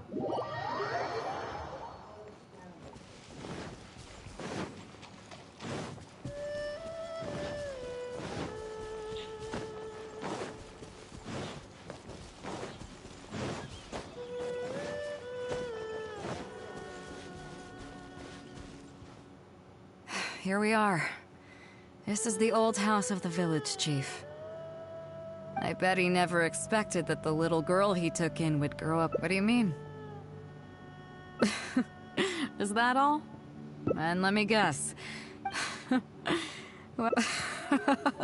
appreciate it. Let's not forget, I, for one, have that your journey's far from over. So if you ever find some idiot, remember, you'll all... I kinda dig it. I'm lucky to have a... Okay, it's time to get back to our photography. Come on, let's not waste any time. Get it done while you can. So, do I need to... What? The nerve! What do you think this is? I don't want to do this whole modeling thing. Hey, cut it out. No more pictures.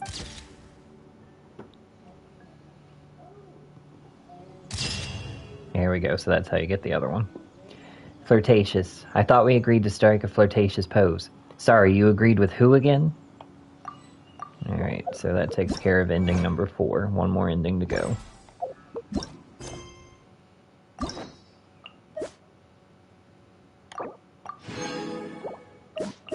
And that ending should be linked with going and doing the spear portion of the sailor training.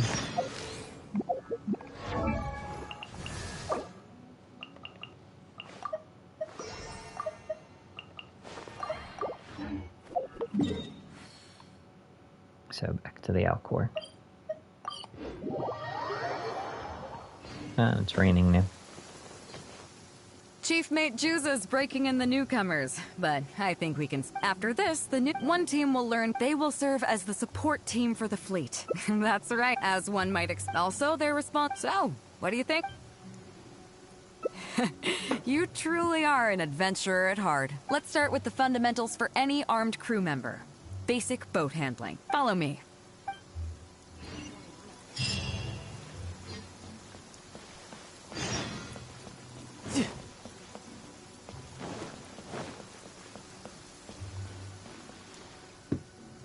These are some older skirmish boats that we keep on the Alcor as backup. Although they've been made redundant by newer models now, they're still fully kitted out. They're perfect for when we need to do simulated battles as part of crew training. Disappointed? So this isn't quite on the scale that you had in mind, huh? To be honest, the Alcor going into battle is the last thing I'd ever want to see. In fact, out of all the confrontations we've ever had, almost all were resolved by negotiation. Only when negotiations fail do we consider deploying our armed fighters and skirmish boats, and they alone are enough to handle most situations. The only reason the Alcor would ever need to open fire would be if it were a fight to the death. The Alcor serves only two purposes: to deter or to destroy. We are an armed fleet with a strong sense of justice, not war-hungry lunatics. We're very careful about determining when to use force and exactly what level of force to use. All of this to say that mastering a small attack craft is quite enough for new crew members. Do you have any experience piloting small armed vessels? You're the first person I've ever met who's so dismissive of the power of the sea. But I guess to put it another way, you're already a seasoned veteran, huh? In that case, I'll skip the basics on how to operate your craft. The goal of this exercise is simple. Steer your skirmish boat along the prescribed route and return here within the time limit. You can Should start be when you're simple ready. enough. I'll be waiting here so I can observe your skills.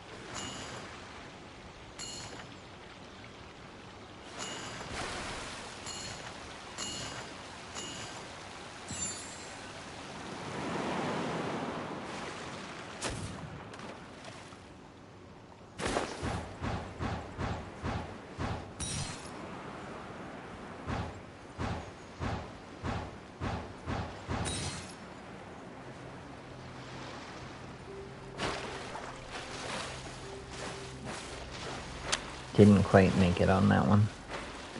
So it looks like we are going to have to try that again.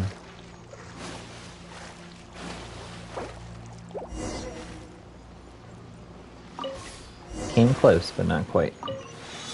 If we had hit that air current, we would have been alright.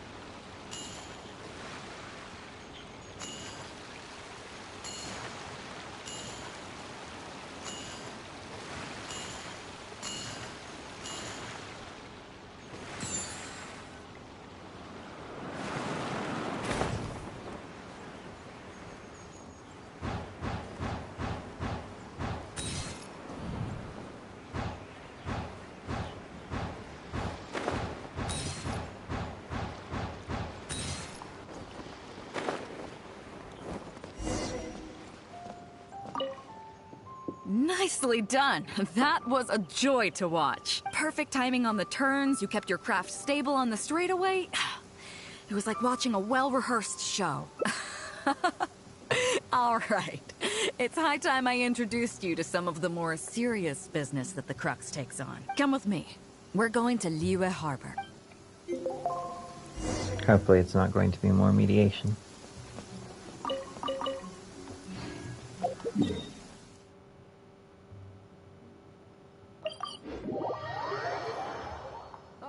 Perfect weather for fishing. The sound of the rain scares them away, but once it stops, they're yours for the taking.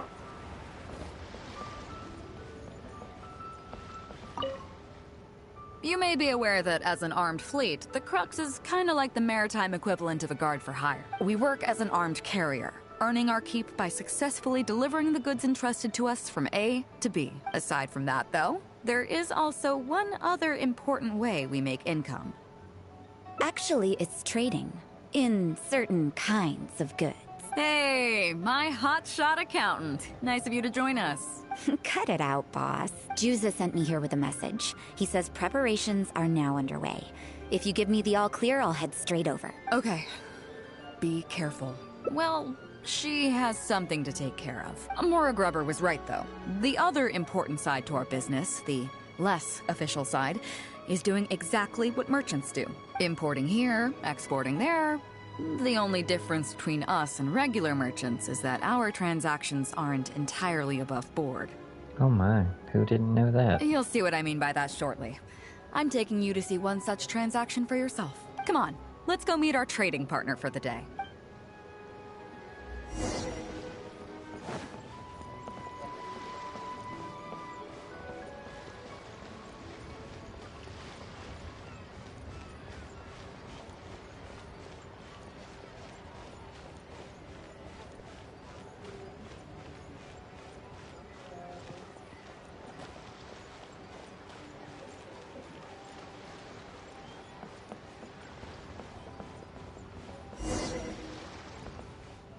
Fresh seafood! Fresh seafood! Catch it while you can! What do you have?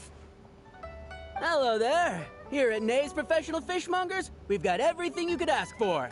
So what do you need? I want a bass head with all the teeth removed. If there's a single tooth in there, I don't want it. Huh? You know bass have pharyngeal teeth, right? In the throat? How do you expect me to get all those out? Then I'll have a bass trunk with 2 swim bladders. Again, if it's short by 1 swim bladder, it's not the bass I want. You're not making this easy for me. 1 bass means 1 swim bladder. Afraid that's not up to me. Okay. Then I'll take a bass tail with scales that are yellow on the outside, black on the inside. Also, it's gotta have a total of 81 scales. That's 7 times 7, no more, no less. What kind of fish scales are yellow outside and black inside? You sure this is a fish you're talking about? In any case, you can try all you want, but 7 times 7 is never gonna get you 81. Pardon my asking, but you're not a fish expert, are you? I'm sorry, ma'am, but I'm afraid I don't have any of the things you're looking for. And therefore you just invalidated your claim Look, that you have everything. I'm a professional. So are most of the people I serve. I can accommodate anything they ask for. Seems you two are amateurs. So I'm sorry, but you'll have to go someplace else. Anywhere you'd recommend? Like I said, Nay's Professional Fishmongers is for professionals. For amateurs, the place to go to would be Wise Amateur Fishmongers. I bet you're wondering why that guy was saying he didn't have what we wanted. That was just the first step in the transaction to confirm our identity.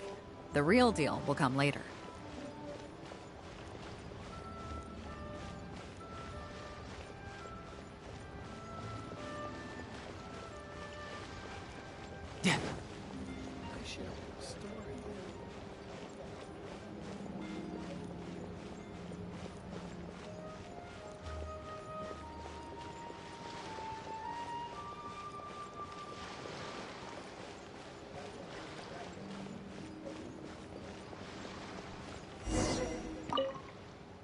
Fresh seafood!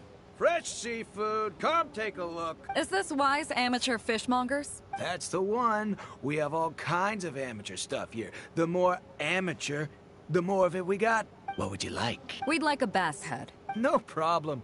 Ours are all toothless, mind you. And a bass trunk. Oh, no problem. I'll stick an extra swim bladder in there for you. On the house. And a tail. Sure thing. I'll paint the scales yellow on the outside and black on the inside, so you can tell at a glance, this ain't no ordinary fishtail. If it's 7 times 7 you want, I can do you 81, 138, or even 648. It's up to you. Great. I like your style. We have a deal. Appreciate your patronage. Please, take your order to our warehouse manager over there.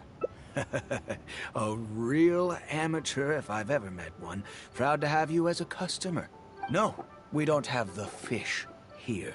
All fish sold at Wise Amateur Fishmongers are still swimming in the sea. Once we get the order in from the customer, we go fish it out for them. The warehouse handles that side of things. Pay first, then we bring you the goods. That way you get the freshest catch.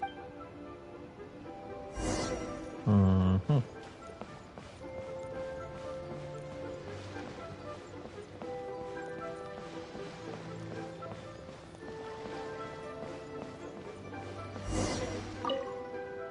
Are you two here to collect your order, huh, Beidou?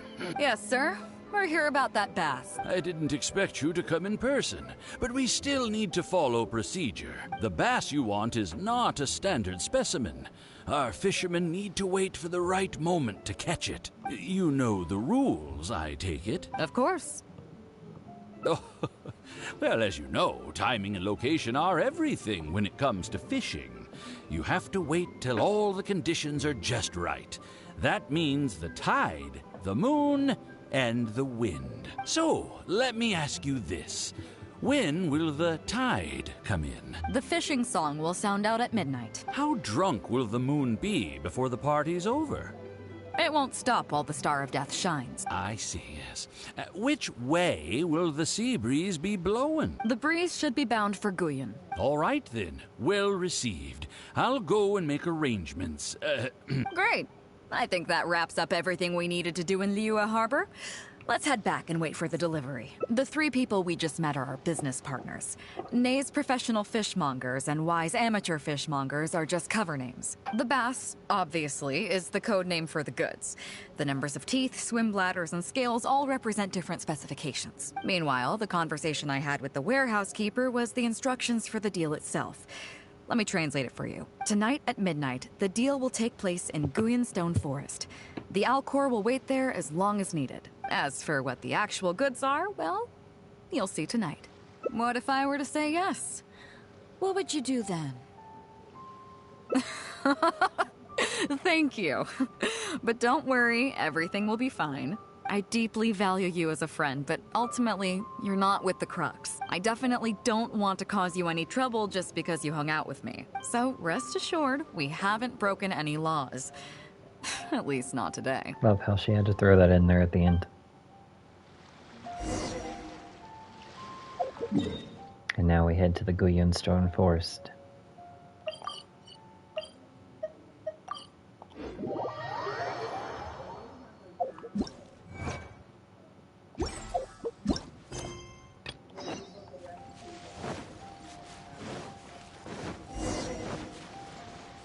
And now we have to change the time.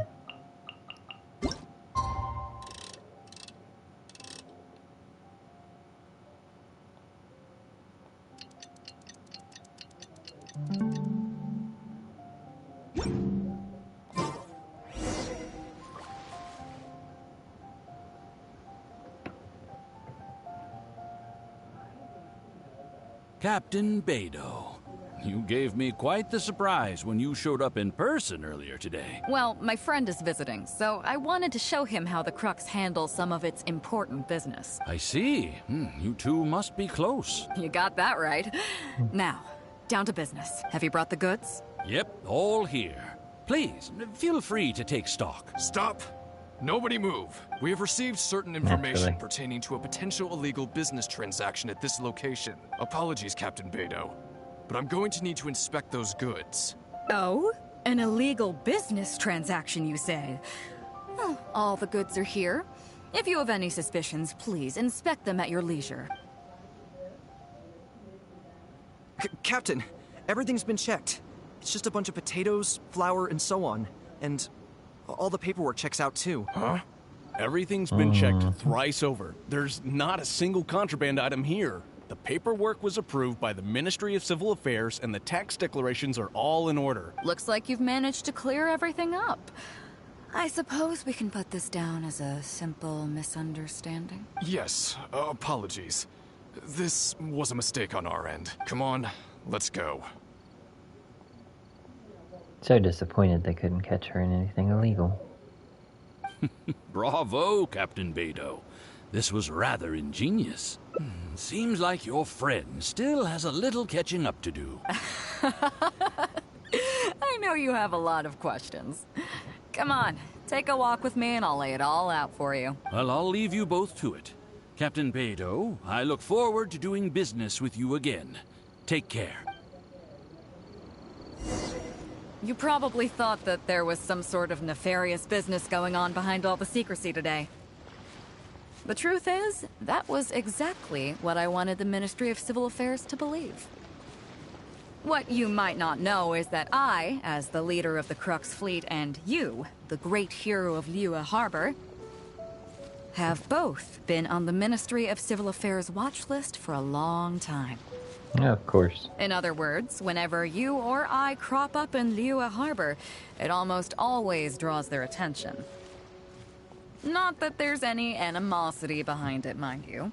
In their words, it's a security precaution to prevent people like us from causing unnecessary trouble. Considering I saved them from the god of the vortex. Oh, I have no qualms about that. They're just doing their job, keeping the land safe. But how does that saying go again? Ah, yes. Sometimes the closer you are to something, the less you can see. Did you figure it out yet? That's right. Mora Grubber, the accountant. With you, me, and a few sacks of potatoes and flour serving as a front, the deal she's overseeing on her end should go off without a hitch. After all, the Ministry of Civil Affairs sent the Millilith to us. Clever as always, Captain. Looking at the time, it should be any second now. Look! That's the signal.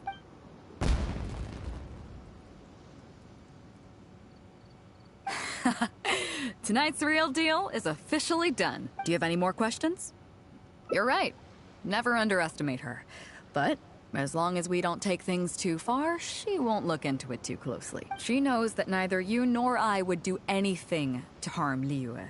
In any case, there's another higher-level watch list at the Ministry of Civil Affairs above the one we're on. It's top secret. Even I don't know whose names are on it. But I do know that the individuals and organizations on that list are the ones the Qixing are really wary of. I've gotten off topic. On some level, Ningguang and I are actually business partners too. Reason being, I'm the only one who can get her some of the more obscure treasures she wants. It's complicated. All you need to know is that what might be easily attainable for some people can often be a lifesaver for others who can't get their hands on it. That's where we come in. That's true. You still have some important things to take care of, don't you? As long as you don't know what I was referring to, you'll be safe.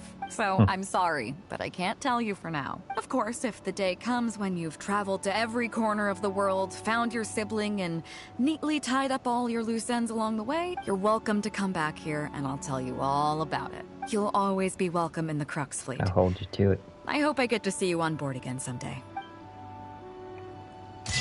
And that's ending number 5. Once everything is over, Beto hopes to see you on board again someday.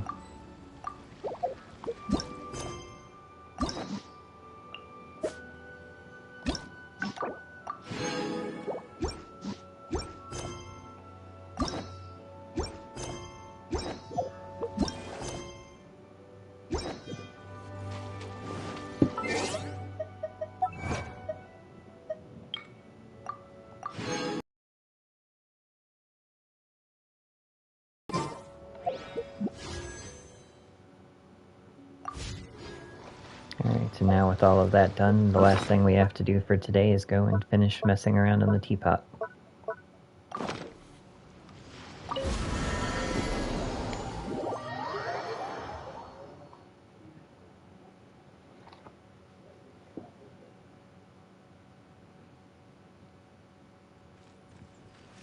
Since the last video, I wasn't able to do one yesterday because I had a lot of stuff to do, but I did come back to the teapot and make another area, so as you can see, we added a weapon forging station to the area outside of my mansion and military camp.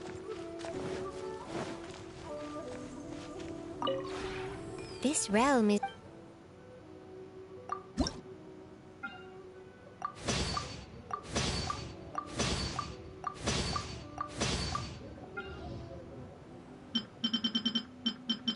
Today we should be able to finish construction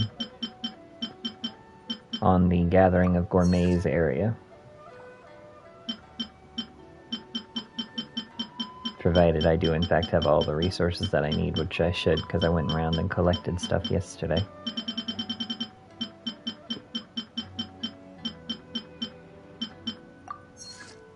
But we shall see.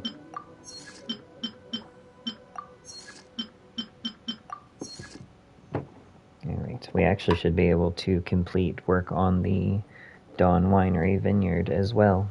And that will be all of the outdoor, and then we'll be able to start working on the inside of the mansion. Which again, I will show once it's not a complete and total mess inside, because it still currently is since it is under construction.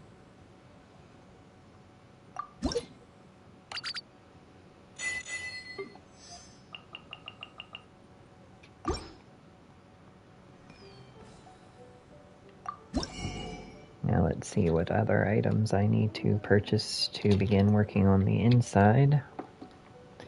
First we'll get our bottles of Adeptal Speed for the day. It would be nice if they would sell more than just 5 a day, but it is what it is.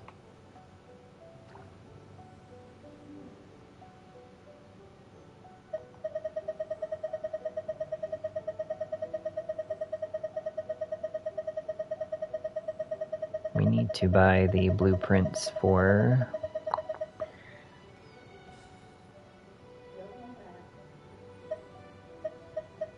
I think I already got the Sekijo, or yeah, I did. I already got the tea table, or maybe I didn't. I got the counter, but did I get the table? Yeah, it looks like I got the table. I need the essential vase.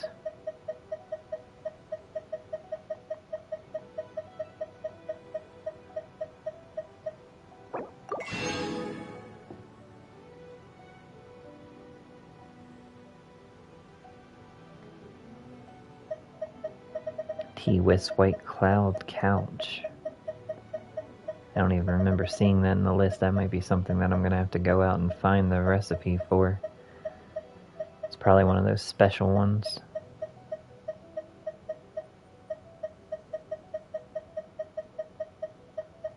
Yep, it looks like I'm going to have to go out and find that somewhere. The Aurelia cupboard.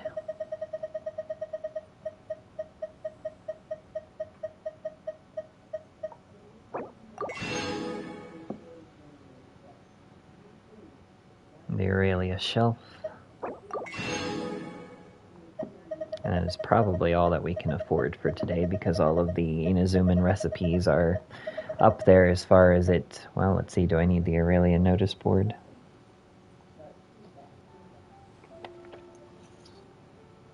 It does not look like I need that. What about the wooden barrel?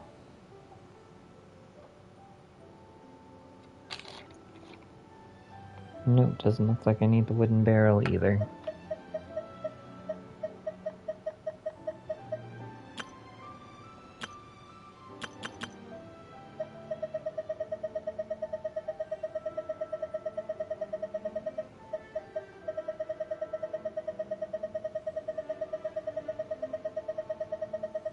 And all of this is outside stuff, so it wouldn't do me any good for the inside. Alright, so that's all the recipes that we can buy for today. Go ahead and use our bottles of Adeptal Speed to speed up the rest of what we need for the outside. And then we should be able to finally finish the outside construction. And we'll go ahead and add in... We'll start constructing some of the new stuff that we're going to need for the inside.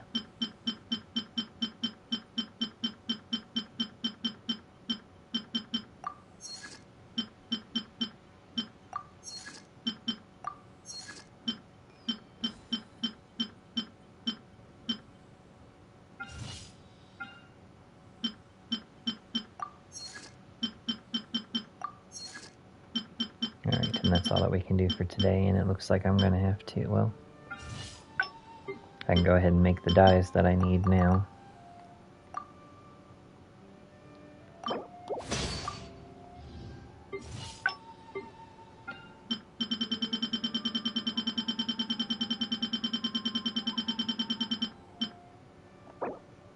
seems like I'm going to have to go out and harvest some more pine wood again, because I ran out of pine wood.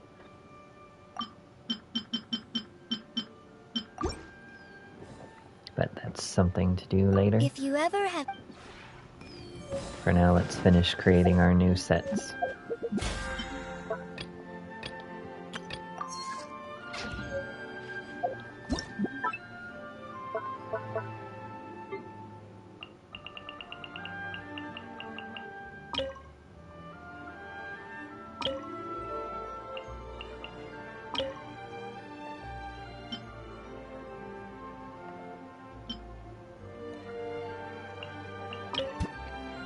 See if we have enough room to add the Gathering of Gourmets here. I do not think that we do.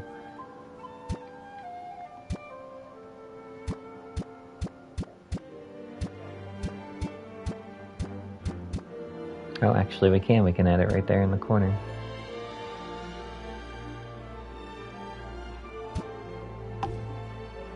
Okay, so the Gathering of Gourmets has been added to Sakurazaki Island. And now, see if we have room on this one for the Dawn Vineyard.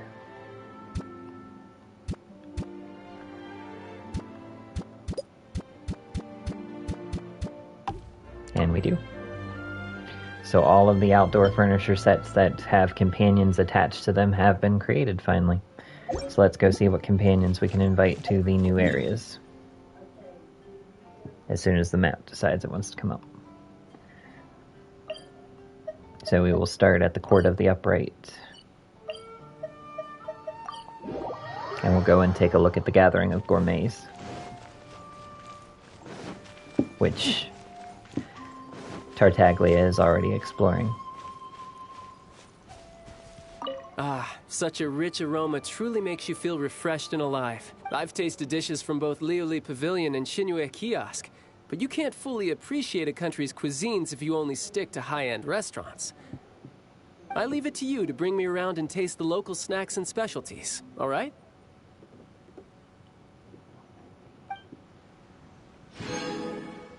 I'm glad he thinks that I'll be his personal errand guy. And Xiangling is exploring it as well. Awesome! This little street of eateries is pretty similar to Chuhu Rock, but if you look closer, there are a lot of differences too.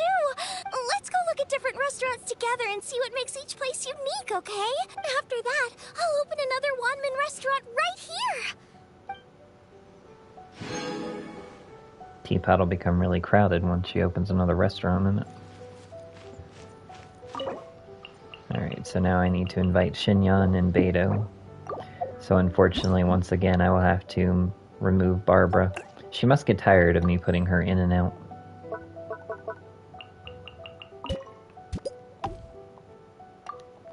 So we will start with Captain Beto.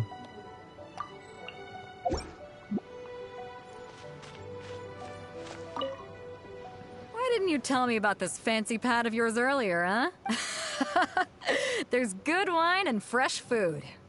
Good stuff. Come on, join me. Tell me some stories about your adventures.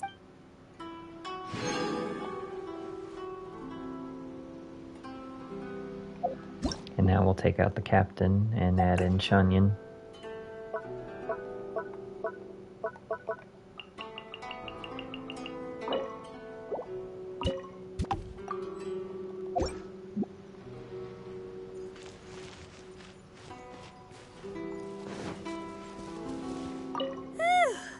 Practice really tuckers me out.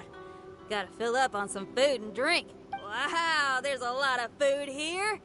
I want to try out each stall and see which feels the most rock and roll. You coming? I want to see what floats your boat.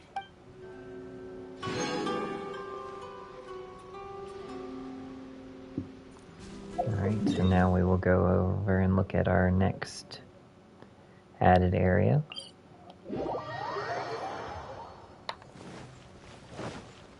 We'll go over to the Dawn Vineyard, or Vineyard.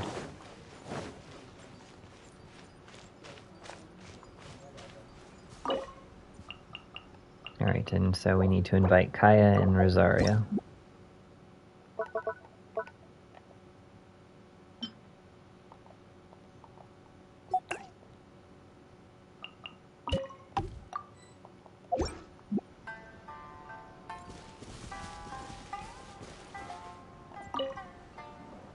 promise me that once the grapes ripen, you won't press them into juice.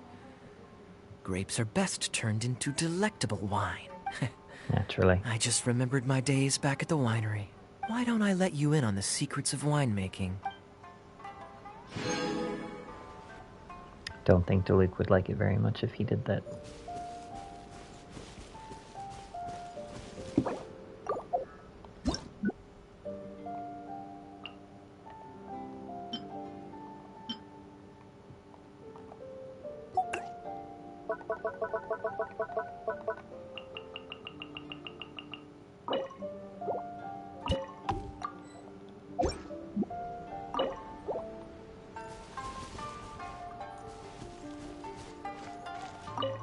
I didn't expect you to be into this kind of thing. Growing grapes.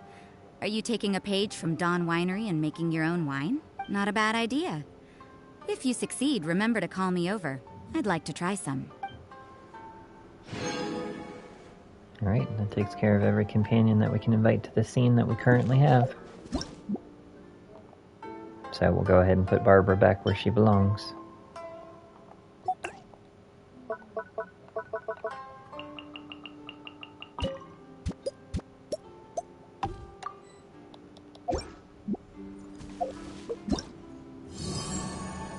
Ah, and the Shadow Admits snowstorms actually finally began.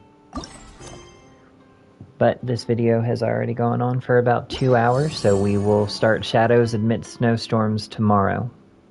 So, look forward to that. Thank you for joining us in this video. If you want to see any more of the scenes that have been created here in the outdoor section of the Serentia Teapot, then refer back to the previous video. I hope that you all enjoyed today's video. If you haven't already, please make sure that you hit the notification bell so that you are notified anytime these videos come up or any of the other videos on our channel. Also, please make sure to like and subscribe. It really helps out the channel.